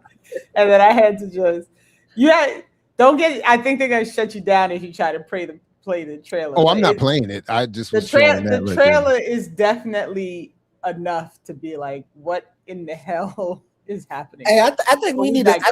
I think we need to kidnap all our entertainers and lock them in a room and do like they did in Vietnam. Drop Squad. No, we did. No, in Vietnam. And in Vietnam, they brought some of the black soldiers in the room and they politically educated them. Didn't it happen? Or I don't know about that. Wait, why'd you take the article down? Because just let Geeky finish his point, and then I'll bring it back. It's right here. I just think we need to kidnap all our actors and actresses and all the people and like force them into a political responsibility before they leave the room. No, because then they won't get any other jobs and they'll be replaced by people who we have not reached. I can't agree with that plan. But we already have the famous ones. It don't matter. We already have the famous one. They got enough reach. But their fame will not be sustainable. I don't know, man. I think we got. I think we can do it. Let's just let me kidnap know. the person. Let's figure it out afterwards. Okay, fine, fair enough. I mean, Trump kidnapping presidents. Why can't we kidnap some people? Shit, my bad. Sorry. So, in comparing the way these two films dealt with Mildred telling Richard she's pregnant, I thought they make this article makes this interesting point because in the film we watched, this is how the movie opens. You hear her saying, "I'm pregnant," but in the 1996 film, Layla Rashawn tells him, through an outhouse door. So it says here, similarly, the scene in Mr. and Mrs. Loving, that's the 96 film, in which Mildred tells Richard that she's pregnant, takes place when he dashes to the outhouse. She tells him through the door. He comes out, and their dialogue, only slightly more ample than the few lines in Loving, adds an entire extra emotional dimension. "Are you mad?" she asks. "No," he says, and then adds what Nichols Richard doesn't. "You?" "No," Mildred responds. What Friedenberg includes in two mere words and what Nichols ignores is Richard's recognition that Mildred might be unhappy and might blame him. Despite the borderline low comedy of the outhouse dialogue, Friedenberg is more alert to the couple's mutual regard. His Richard does something simple and caring. He asks. And I just thought that was an interesting, subtle way to, as this author is pointing out, that suggests that the 96 film does more to accurately depict what these people's lives and relationships were actually like, and how in the 96 film you are shown that you see them going to have sex together with one another, and I think it's revealed then that this is her first time. And in the film, in the 96 film, the sex scene, he is, I don't know if it crosses into a lack of consent, but she says, as they start getting into it in the car, she says something like, "I don't think this is, what my family would want," or this is not what I would expect on a date or first date," something like that. And he just keeps, was this in, which film was this in? Now I can't remember which film this is in, but the point is he just keeps going, and then eventually they apparently have sex. The scene cuts, thankfully. But it did kind of feel like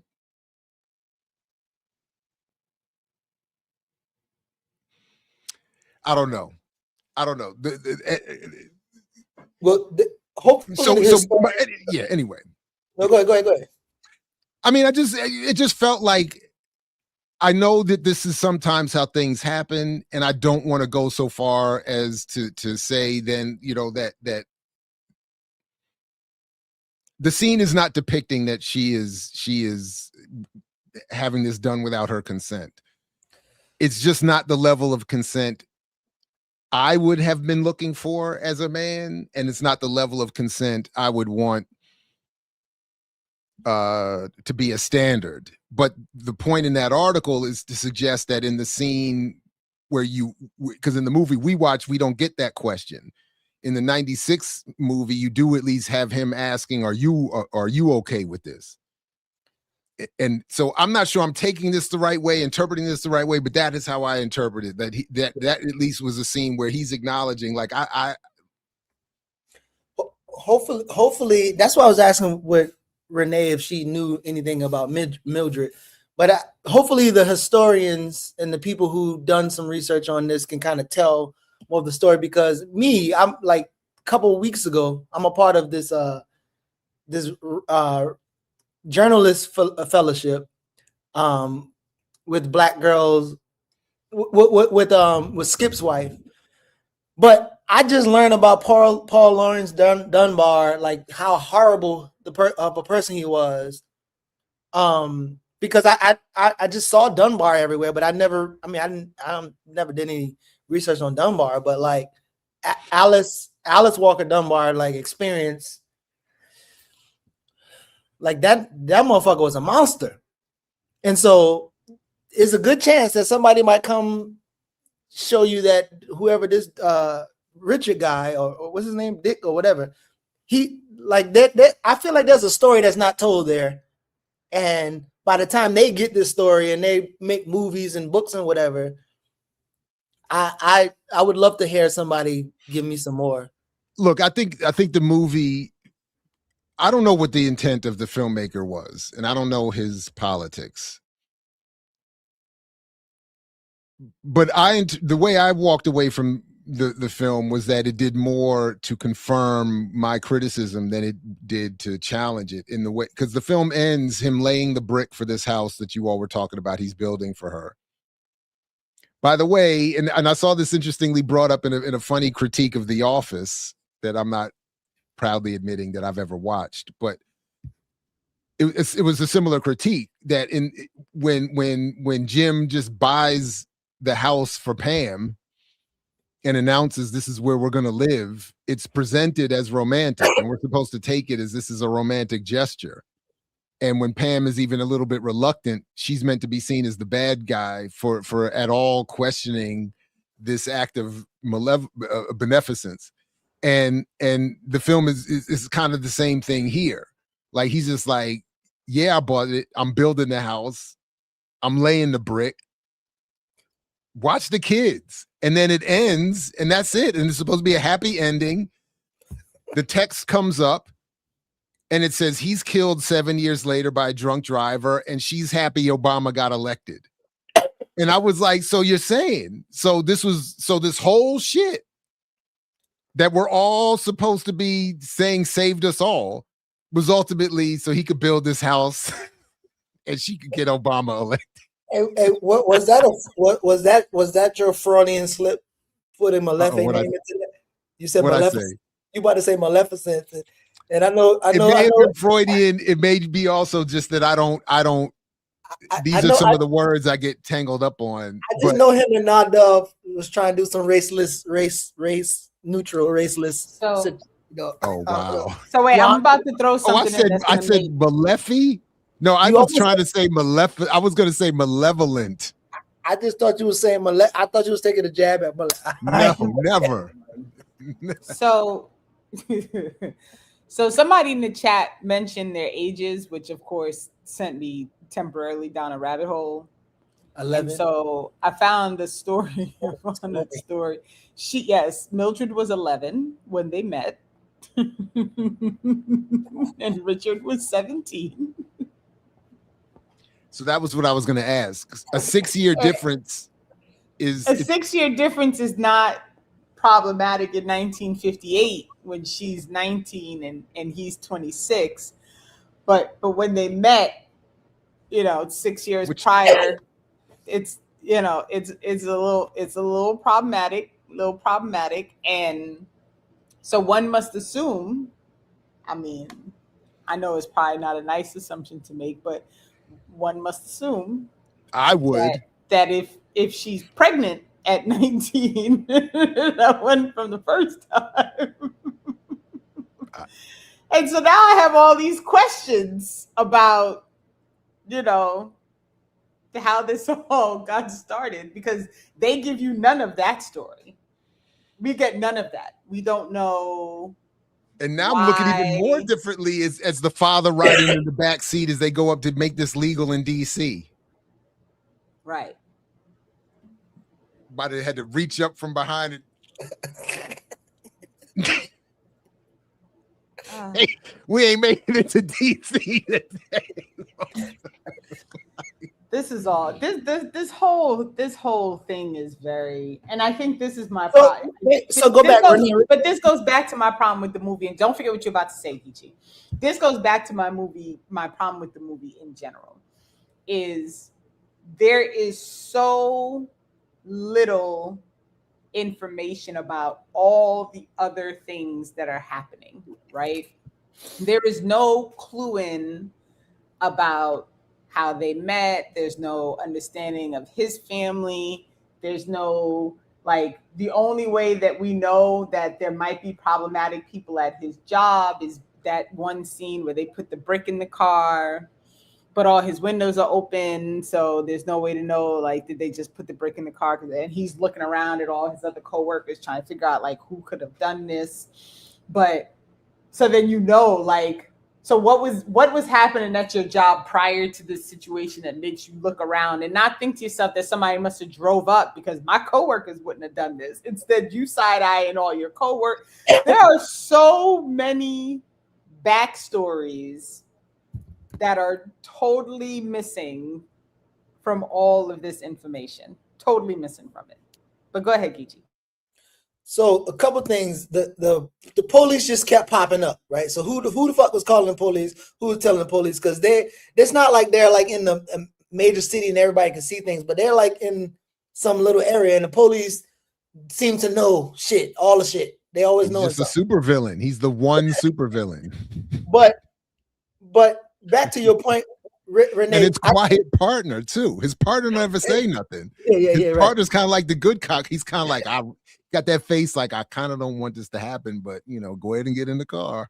Yeah. He said you're in luck because the judge is in today. Like that's right. That's right. Right? Like he's being kind to. But Renee, back to your point, I did watch the scene a couple times when they was about to move. And the little sister or whoever that was said, you knew this was gonna happen.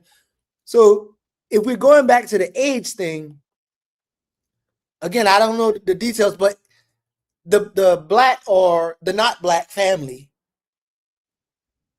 could have been protesting her getting tangled up with this older white boy who has his ideas about where their black sister gonna be doing with her life.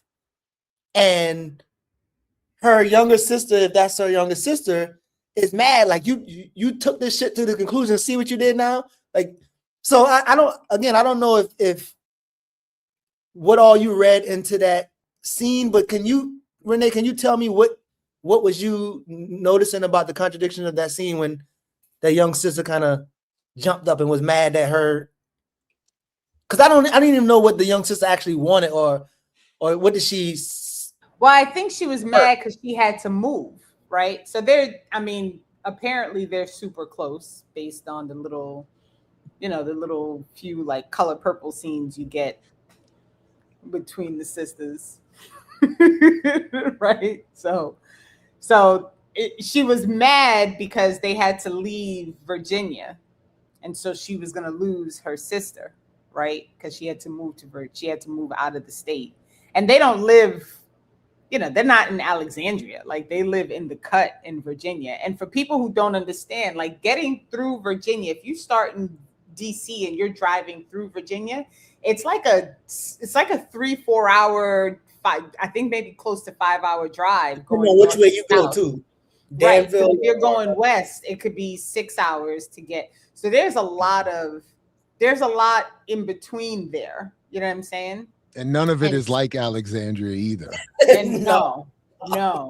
And not for nothing, y'all, but I lived in Fredericksburg for 2 years and I worked in Spotsylvania County. Oh, so I don't, so when I speak of Virginia, I know Virginia because I lived there, right?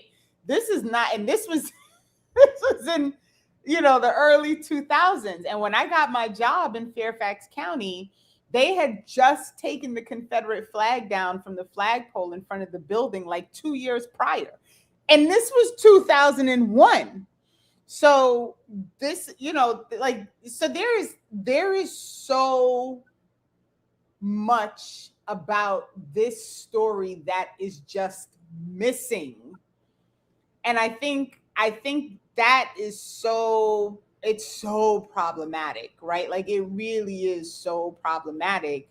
And it just goes back to, again, and I'm sorry to keep saying it over and over again, this narrowing and whittling down the storyline to this one woman who doesn't even consider herself Black, marrying this white man who, quote unquote, grew up in this mixed area and had a whole different understanding of, I guess this was the first, raceless community or whatever you want to call it.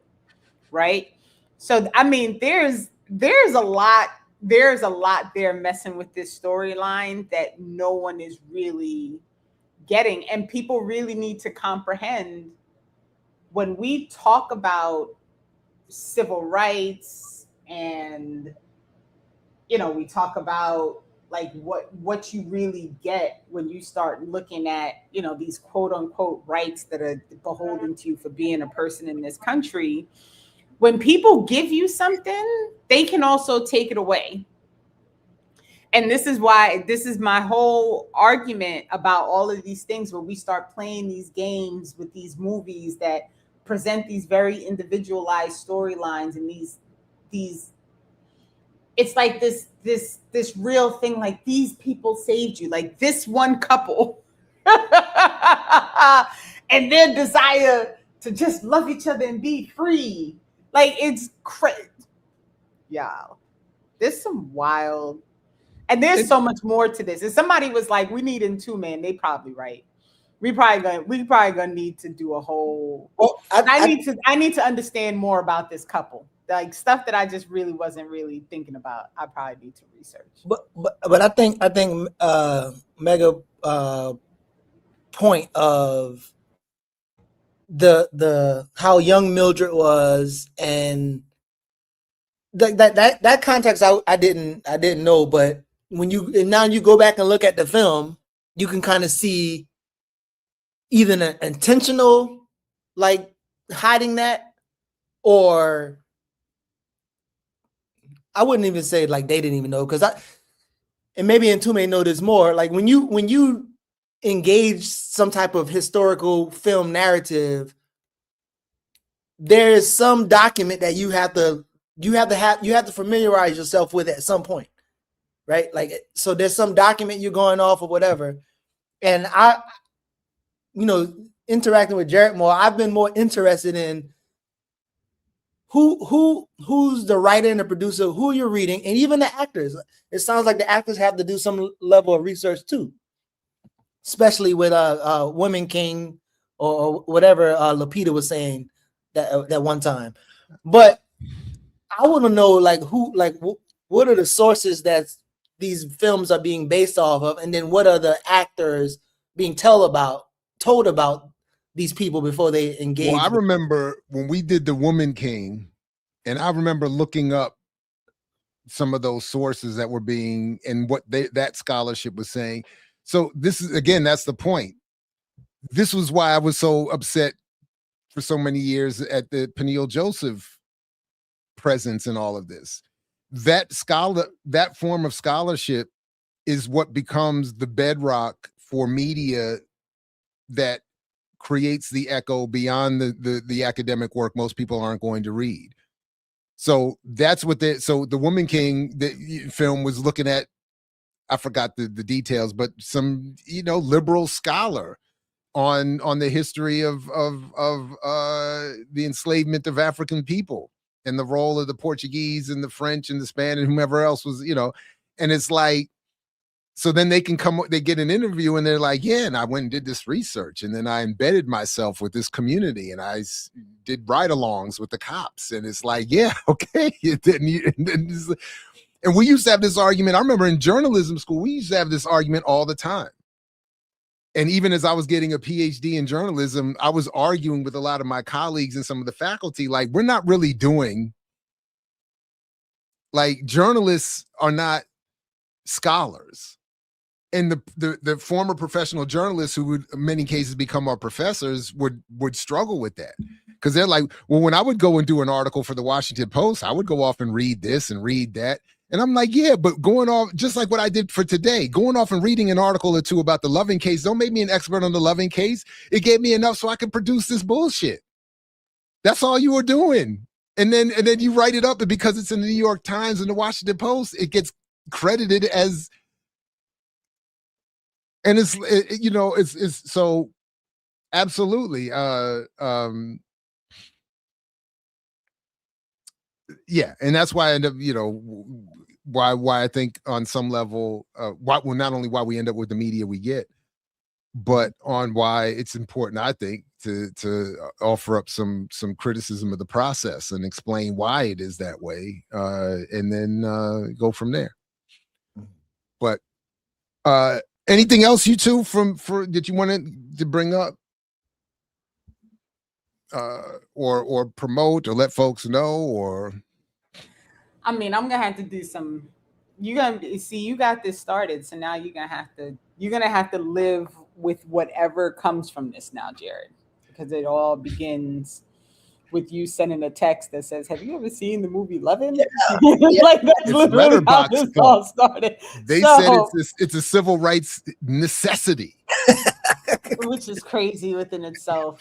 It really is crazy. And who is they? Who signed off on it? Letterboxed. That's all you need to know. What else is there? I really just don't know how this all. I don't know how we. That's a lie. I do know how we do it. It's exactly the way we've been doing it, which is to continue to have these conversations and point out these really, really like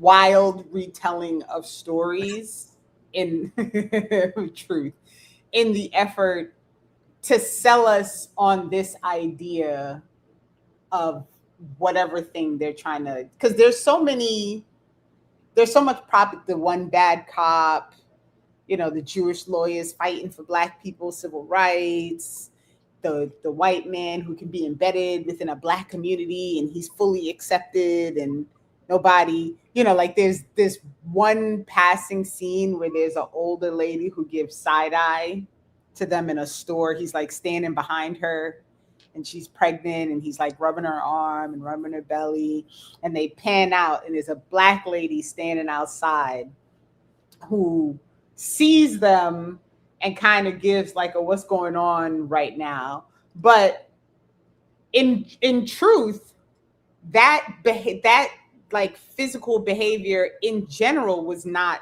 really acceptable. So was she doing it because they were touching in public? Was she doing it because he was what? Like, I don't know, right?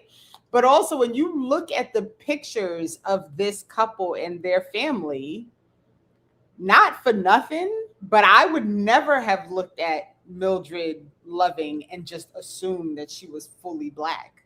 Like, I definitely wouldn't have made that assumption based on the pictures. And he's very much an older white man in the pictures. Like, when you look at the two of them together, the actor who plays him is Australian, just so we're all clear. So, like, none of this. They let a non-white American play a white American. God damn it. He is Whites, get yourself Australian. together. You Because I was like, we need a why do I know his? FWA movement.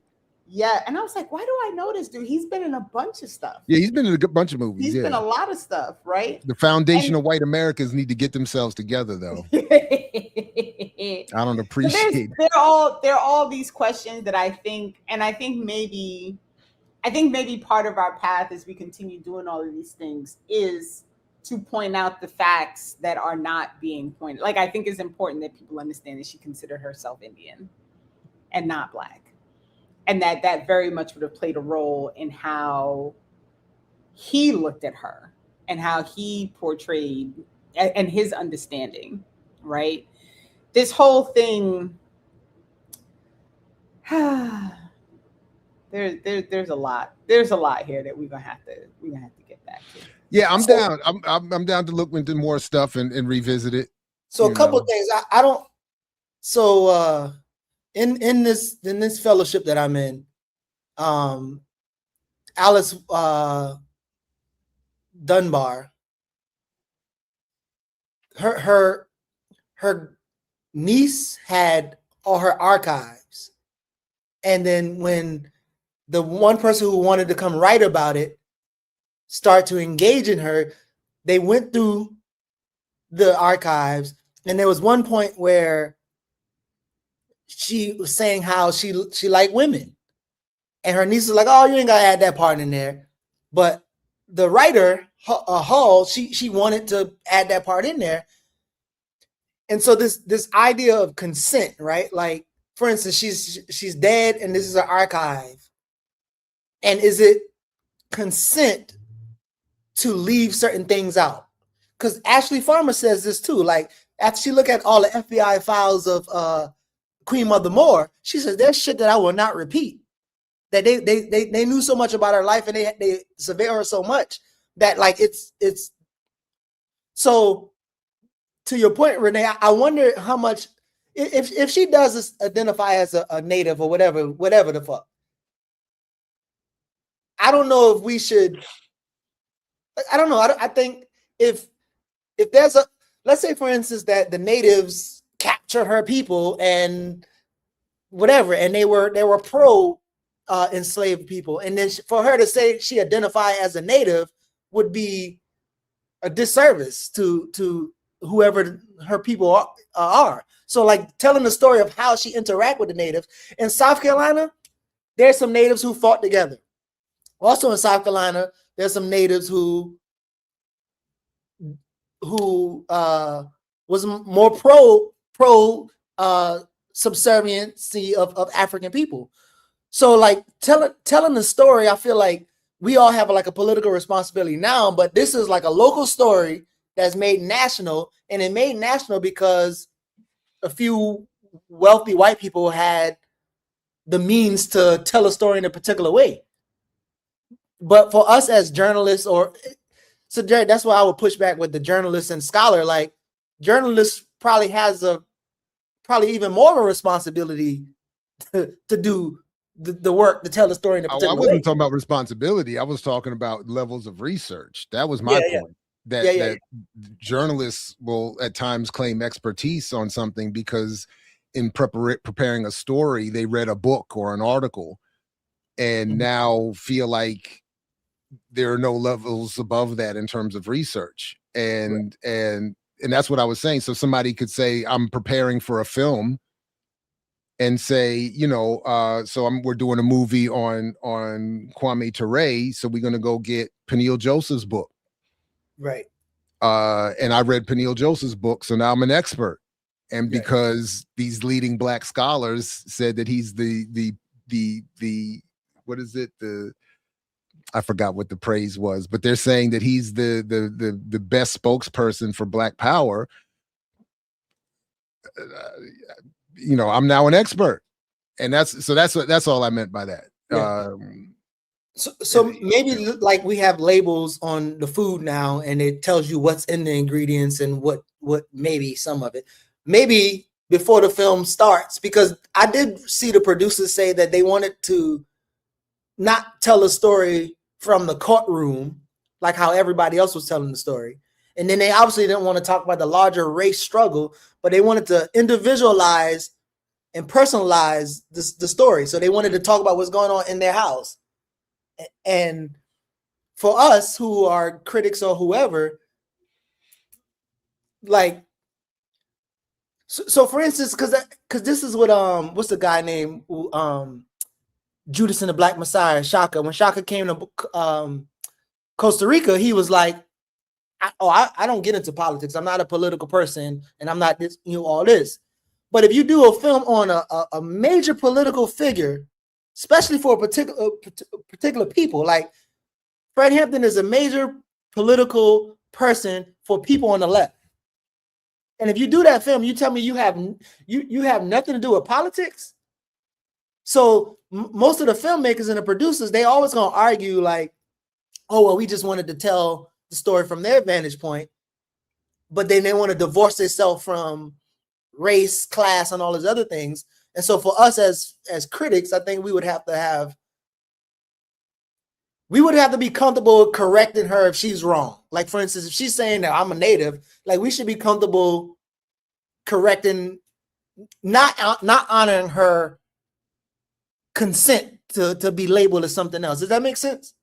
So the way I'm interpreting what you're saying, to me, but once it becomes a media product, it's the individual, the personhood is less, if not entirely, irrelevant. Mm-hmm. So if, again, this was my point with Fred Jr. about Judas, that at a certain point, the value that we might have or hold for something in terms of our individual relationship to a person or a politics is irrelevant. These are now media products in the context of a weaponized media environment. So that's the point I was even getting at with the Mahershala Ali Green Book example. The individual lives of the so-called subject, the actors, the directors, the writers are all irrelevant after the fact that these are media products that have been selected, greenlit, funded, platformed, promoted, screened, put in theaters, all to serve a broader political purpose that have very little to do at the end of the day with the individual lives depicted or the lives involved in the production. So on some level, I think it's maybe not our it could be our responsibility, but it's certainly, I think, our right as people in this society, as consumers of these products, and in some cases, students of the histories involved, to offer up a criticism and a response, even if it's seen as offensive or disagreeable to the people depicted. So even if Mildred were alive today and we're out here saying this is the best film about my life ever, I don't think that changes anything about my critique or what I've heard from either one of you. And and one would hope that any individual could make that recognize or make that disconnect between me as a real person and what's being put up here on the screen and why it's being put up there on the screen. So I don't know. That's how I was, Yeah. Well, somebody said that they're not for the movies are not for historicism, but I think that they may. I don't know if that's accurate. Mm-mm. Because they are used for that purpose. If you think there is not some history teacher showing this movie somewhere, telling people this is how we allowed people to get, and this is the problem, right? If you think, and that's the issue that I take with all of these movies, is they're always at some point used as a method of telling a historical story and giving it the impetus that this is the story, right? So, we can talk about we can talk about a lot of things about whether or not any of these things matter, but it doesn't really, the point is not why the people made the movie, and this is why it doesn't matter if Mildred came from the grave and said like, but this movie is accurate. It doesn't matter, right? Because in the end, and I saw that, Andy, fair enough, you were being tongue-in-cheek at it. I was really just thinking, it just made me think about how these things are used, and I think that's why I get so annoyed with the whole process of it, right? Is because eventually people pick these things up and they use them in ways that, whether it was intended or not, doesn't matter. It's how it's being used, right?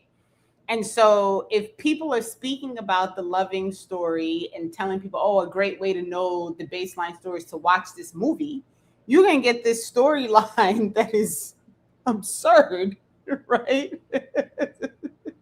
Leaves out a vast amount of factual and historical information, fails to present any of the surrounding storyline about anything that is surrounding this couple, but leaves you with essentially like, you know, they went to the Supreme Court and the Jewish lawyer told the Supreme Court that he loves his wife, and that's how we ended up. And that was the line. Because Richard didn't want to go. He said, just tell them I love my wife very much. Right. So I don't have the academic terms. So Jared or Renee, you could do it.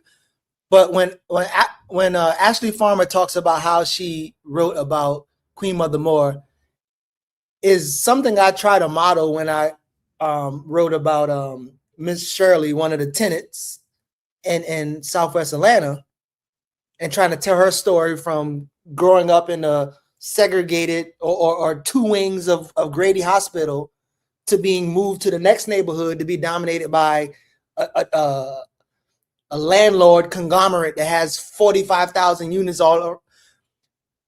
You can tell a story in a way where you can say this could have possibly happened, right? So Ashley does this, like, for instance, Queen Mother Moore's husband, who was a Garveyite, when they met in New Orleans, Ashley don't know how they met.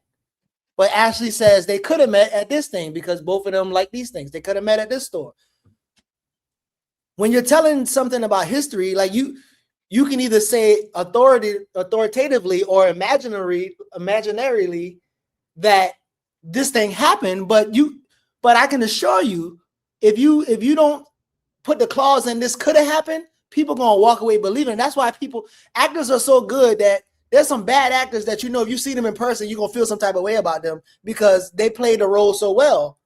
So like you literally begin to rewrite history if you don't even if you put the clause in there, you probably still. But people gonna walk away. Go ahead. I haven't read Farmer's book, but I don't know if I agree with what you're saying in that, because for instance, in Marable's book on Malcolm X, there's a number of instances where he makes that kind of speculation, and I don't agree with it. And I don't think it's in his case good history to do that. And I think it leaves too much room. Are you saying if there's document? In other words, saying if it can be corrected, they could have met here, or it's possible that this could have happened based on this, or if you don't know, to me, I think it should be left at, I don't know. We don't know how they met. Full stop. Real quick though, if not knowing is different than there being documented evidence. If there's documented evidence, you shouldn't say that. But if there's no evidence at all, you want to say it's possible, I think that's one thing. But I think it depends. Again, I'm not speaking to Farmer's example here because I've not read her book. I'm talking about Marable. What I am saying in Marable's book, that's where the political speculation comes in and leaves room for your interpretation and your flawed analysis. And then it leaves the reader, again, most readers are not going to, they're going to accept that. Even when you say it's possible, I don't know, but it's possible. People are going to be like, that's what he thinks happened. And because he's the authority here, that's probably what happened. And that is how I take it when historians write that way. They want you to take, they think this is what it is. They want to say that's what it is, but they're being professional enough to say, I can't fully say that's what it is. Yeah. But that's how you go from the beginning of Marable's book, where and again, it was sensationalized on their end to deny the political misdeeds done. I'm not doing that here. I'm just pointing out that in the book at the beginning, it's speculated based on someone else's story about what Malcolm said, that Malcolm was a homosexual, even though the act being described, I don't think qualifies as a homosexual act. But then by the end of the book, he's just listed as a homosexual, as one of his defining categories or characteristics. My only point in that is that you start with a speculation that you fill in as the authoritative author. By the end of the book, you can just say it because you've already granted yourself the authority to speculate. And then the reader's just going to walk off with that. So again, I don't know what Farmer was doing, but that approach, I think, that's why it should just be like, these are my politics. This is the analysis that I want to conclude with. And this is why I'm going to say, I think this is what happened. That is the way I think it's most honest to do it, or just leave it out. You can leave the speculation out because you don't know. Yeah. No, I mean, I see that. I think even with that, and I wonder what Ntume will say about this, but even with that, and we talked about this before. In fact, on our live show in Jersey, like, if you're going to make up a scene, you can make up the scene in a way that's politically convenient for us. So if you're going to do it, then do it. But and so, for instance, one of the David is correct. Like, she did make a jab at Nkrumah, and there's a couple other things she did that was interesting. But one of the things I remember is like when she was retelling the scene in New Orleans when I think cops ran down inside the building, and Garvey told a story, but Queen Mother Mo was there. She told a different story. At some point, they was like, they drew the guns back together. Like, it was just an interesting like recount of how everybody saw the situation. But I've already been reading Hubert Harrison and see that Garvey really inflates a lot of stories that even his wife don't agree with. Like, everybody's in UNIA, and really you just counting everybody that had a pamphlet, and that's not accurate. And so when Hubert say he plastered the air with lies, he's a small dude who. He was buying numbers before YouTube. Is that what you saying? That's messed up. But that's why he had a click farm. He had a click farm. He had a click farm. A UNIA click farm. That's messed up. But that's why Davon recently, I want to see this discussion too. Davon said Davon Love said he had a critique that he shared with Quoba about his Harrison book and his views of Garvey in that book. And I'd like to see that discussion. Yeah. But Davon was at the event when we had in Baltimore. But I want to see that too now because I didn't hear that. Yeah, he mentioned it in passing in his interview with Dr. Winkler a couple of weeks ago. Okay. And yeah, I would just like to see, because he was like, you were unfair to Garvey. And he said Quoba was like, but that's what the research about Harrison said. And if I remember correctly, this was in part kind of it's how are your politics informing the way you report what you've discovered in your research? And I think that's an interesting discussion. And that's why even in the example I'm just giving here, make the politics plain and then go from there. So I have a tieback question. So Harry Haywood wife, a white woman, when she reprinted the book, Harry Haywood used to have like big struggles with people, African Senate or whatever. When she reprinted the book, she said she don't want to leave. She don't want to put any arguments in there because it will like undo or distract you from the work that he did. Right? Now, her as a white woman, and this is a black man, and that's her husband. Did any of y'all read Harry Haywood, and how did y'all feel about? I haven't. No, I'm sorry. Yeah, Or how would you feel about that? Like I know we kind of talked about with Judas and whatever, but if somebody's white spouse was able to narrate the story for their more radical black spouse, how would y'all feel about that? I would want my spouse to be in charge of how I'm remembered. So I can't speak for obviously Harry or anyone else, but if his final wish is that she be in charge of curating his memory, that's I don't know what their private discussions were like. As a consumer, as a potential researcher, I don't want anyone to block anything that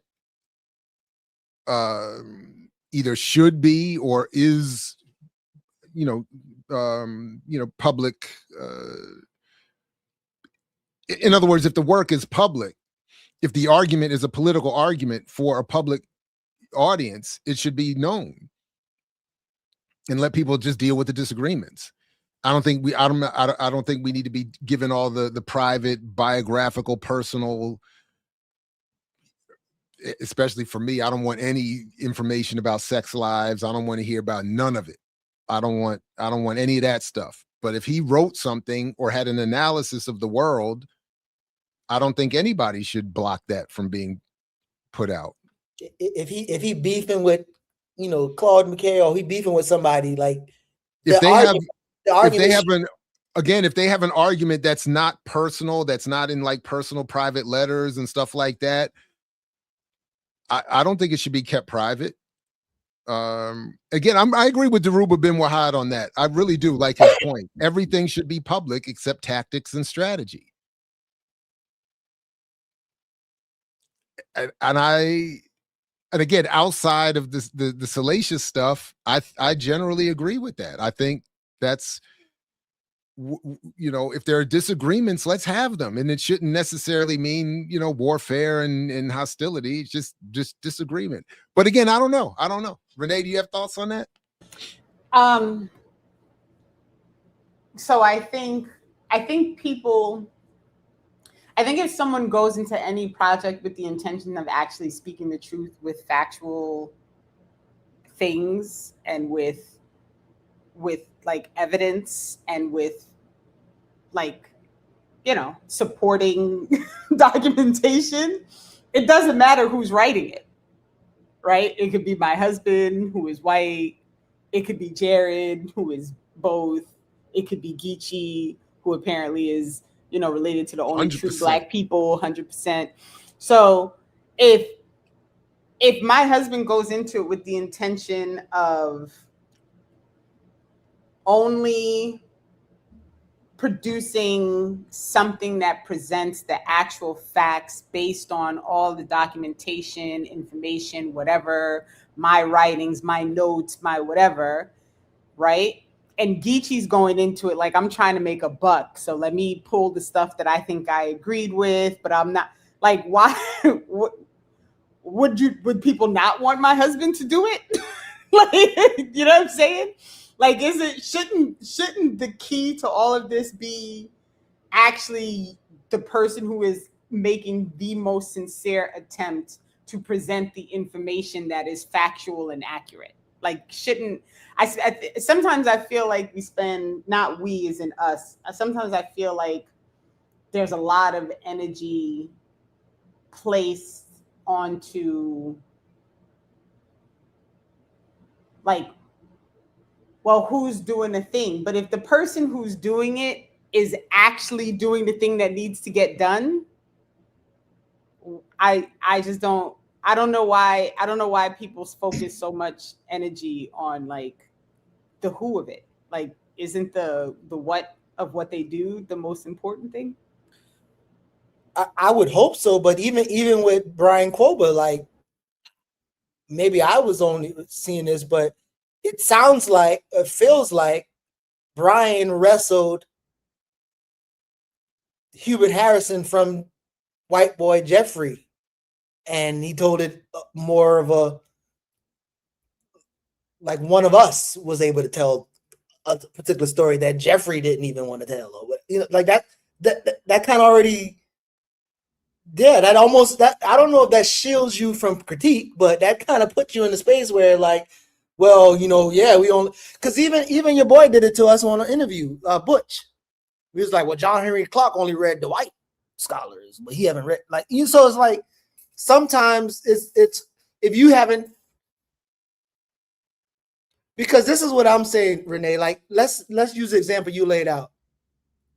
If your husband was trying to de-radicalize the things in the work that you have done, and then me and Jared are arguing like, no, like we know Renee, we talked to Renee, whatever. That's going to be a public fight that most people are going to react to, and they're going to dig in their heels. People who feel some type of way about interracial, they're going to dig their heels. People who feel about family, and I think the politics always is the thing that always get thrown all over the place, and people are not really having a conversation about the politics and the like where people are at. They just it's more of like an emotional response to the mess or the story that's there.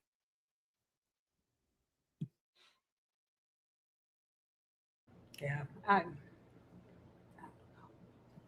wouldn't try to make a jab. Oh, I know. Geechee's messy. I mean, it's because Geechee be throwing stuff out all the Geechee. He's probably like, more of my homeboy than Jared homeboy because of the connection. But I'm just saying, your homeboy. You know how we talk. Your homeboy. Well, all right. Listen, I think I need to wrap. Are you all good? Yeah. I really appreciate this. I look forward to the loving part 2. Are we any more loving now? Or are we less loving at this point?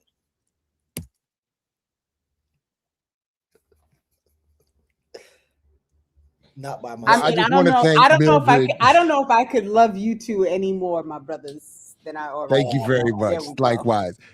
I just want to thank Richard and Mildred for making my utopian life possible, and to the Jew lawyers for playing their role, and to the rest of the Black community for suffering mightily just so that my perfect utopian existence could take place. So thank you all very much. And I look forward to another 54 years of bliss and utopianism. And thanks to the two of you and all of your diverse familial relations, who all also should be grateful. There was a particular Native group that Mildred said she was a part of. It's long O word. I can't remember. First of all, I look 34, so I don't know what you're trying to say here. He only 54. I look 24. You keep going down if you want to. It ain't gonna change.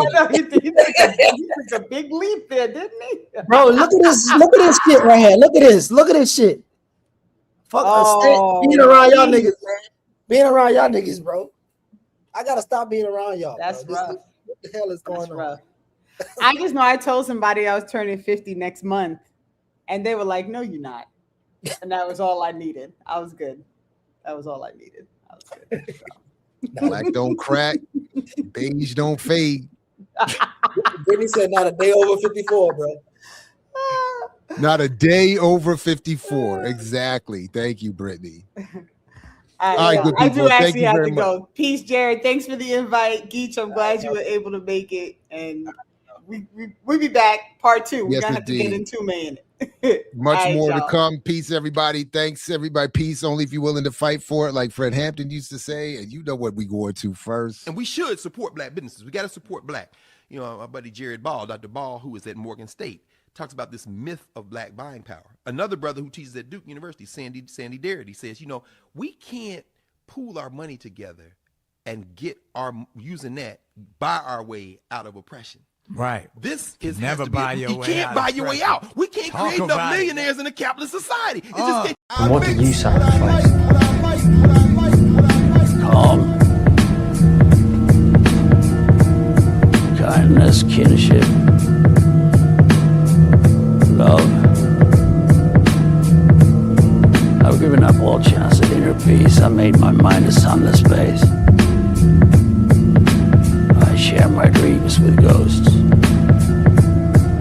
I wake up every day to an equation I wrote 15 years ago for which there's only one conclusion. I'm damned for what I do. My anger, my ego, my unwillingness to yield, my eagerness to fight have set me on a path from which there's no escape. I yearn to be a savior against injustice without contemplating the cost, and by the time I look down, there's no longer any ground beneath my feet. What is my sacrifice? I'm condemned to use the tools of my enemy to defeat them. I burn my decency for someone else's future.